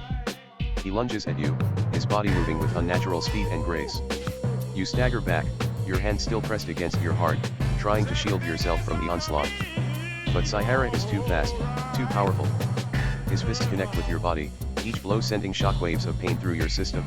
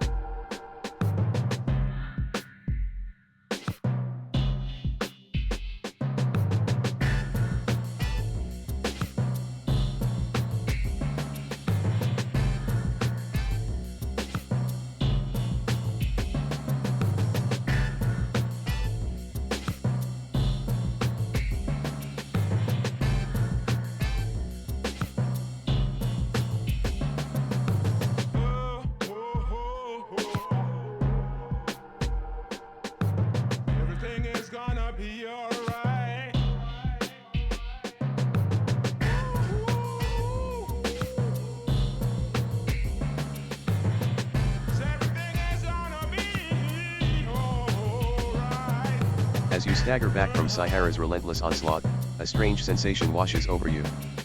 You look down, your eyes widening in horror as you see the gaping hole in your chest, the exposed flesh pulsing with an otherworldly energy. Suddenly, a figure materializes beside you, his eyes gleaming with an eerie light. "Ah, so you've noticed your condition," he says, his voice smooth and seductive. He steps closer, his hand reaching out to touch the wound. "You see, that hole in your chest marks you as a hollow, a creature of death and destruction." A wave of power surges through you, your body convulsing as it begins to change. Your muscles bulge, your skin turning a sickly green. Your eyes glow with an unholy light, your pupils stretching into thin slits. As the transformation completes, you feel a surge of strength and power unlike anything you've ever known. Your old wounds, your aches and pains.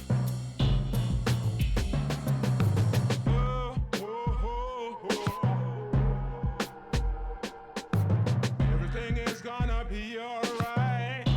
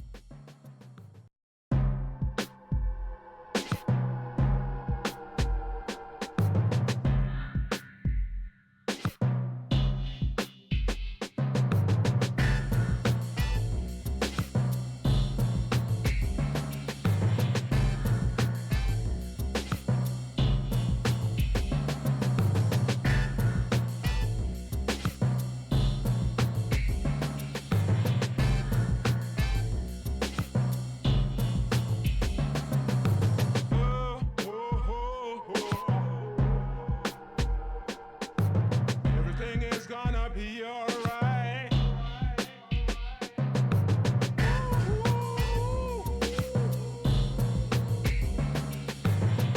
Everything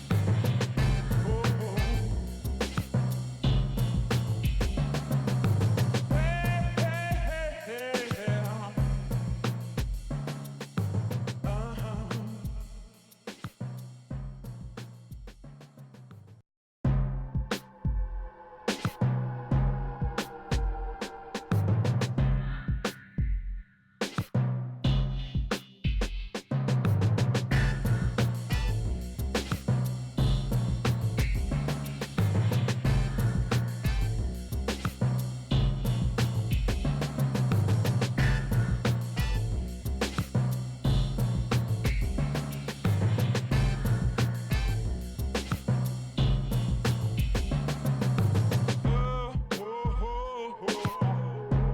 You look down, blinking in confusion as you realize that the figure standing before you is not Eisen, but a manifestation of Chris Redfield's powerful aura. The air shimmers with an otherworldly energy, the scent of gunpowder and determination filling your nostrils. You shake your head, dispelling the illusions and hallucinations that cloud your mind. No, you're not a hollow, not some mindless creature of death and destruction. You're a Hoslo, a being of unbridled strength and aggression, forged in the crucible of prison life and honed by the unrelenting pressure of constant battle. Your body pulses with power, the hole in your chest a symbol of your resilience and indomitable spirit. You can feel the eyes of your fellow Hosses on you, their gaze filled with awe and reverence. Sahara 2.0 laughs, the sound echoing off the rooftop walls. "So you think you're special, Sejima," he taunts, his voice dripping with malice. "You think you can beat me just because you're a Hoslo? I'll show you the true meaning of pain." He lunges at you.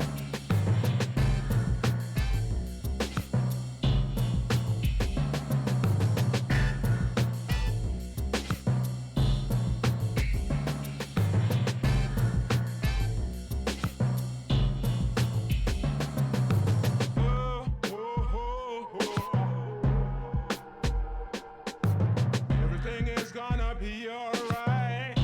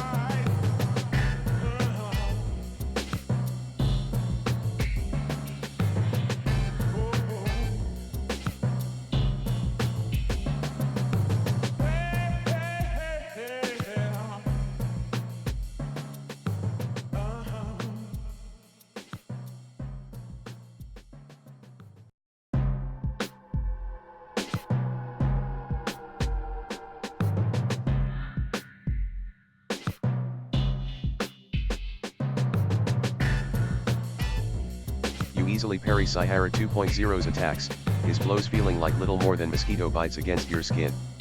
You can feel Chris Redfield's aura flowing through you, his strength and determination bolstering your own.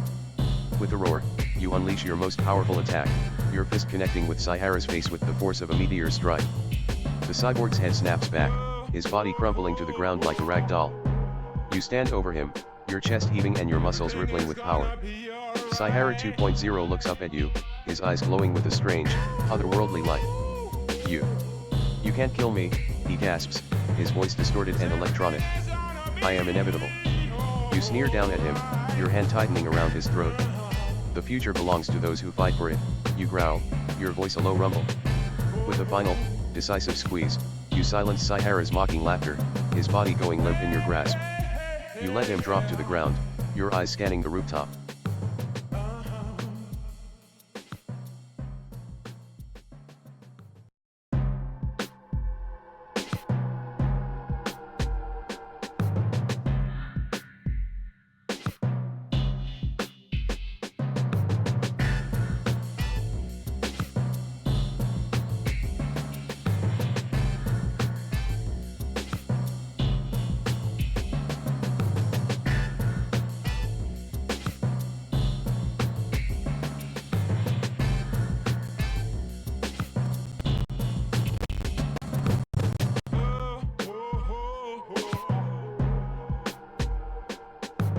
Everything is gonna be alright.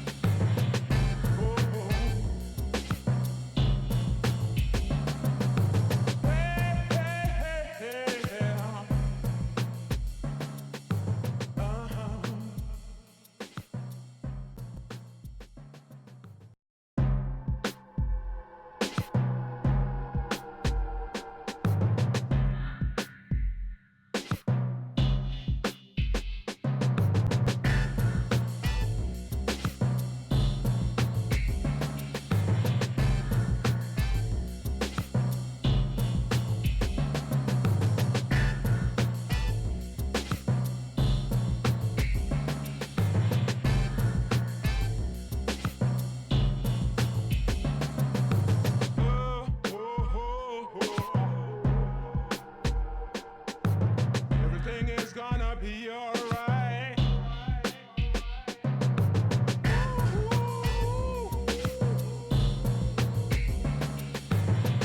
Everything is gonna be alright. You stare in disbelief as Cyhara 2.0's body begins to warp and distort, his form shifting and changing before your very eyes. With a sickening slurping sound, he absorbs the nearby shadow, his body swelling and growing in size. When the transformation is complete, you find yourself facing a being of unimaginable power and malevolence. Super Cyhara X Maximum Perfect Power, the ultimate evolution of Cyhara's twisted ambition and hatred. The new Cyhara laughs, his voice a cacophony of static and malice. You thought you could stop me, Sejima. You thought you could defeat me, he taunts, his body shimmering with an unnatural energy. I am the perfect being, the pinnacle of evolution. You stagger back, your heart pounding in your chest. You know you're no match for this monster, not in your current state. But you also know that you can't run away, not when so much is at stake. You raise your fists, your muscles tensing for the coming battle. You won't get away with this, Cyhara, you snarl, your voice filled. Everything is gonna be alright.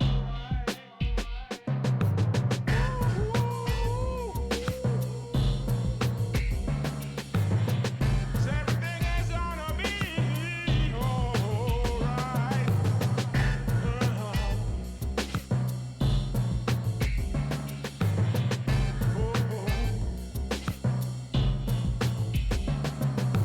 Hey, hey, hey, hey.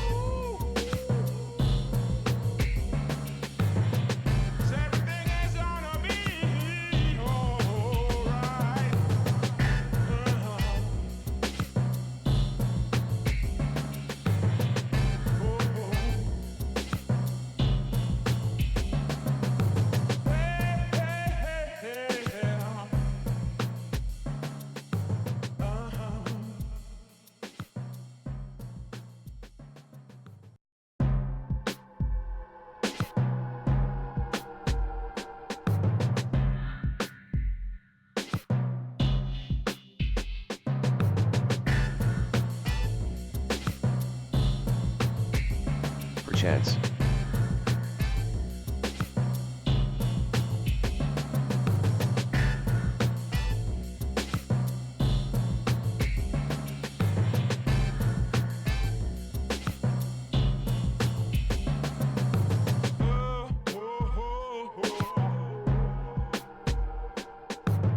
Everything is gonna be alright.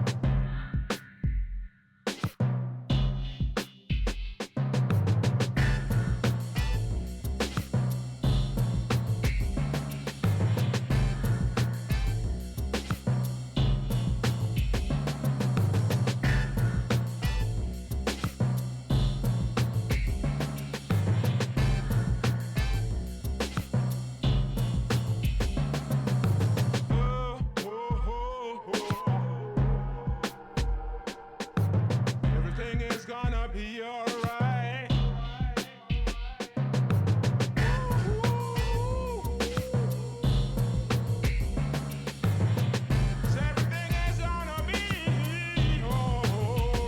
Everything is gonna be alright.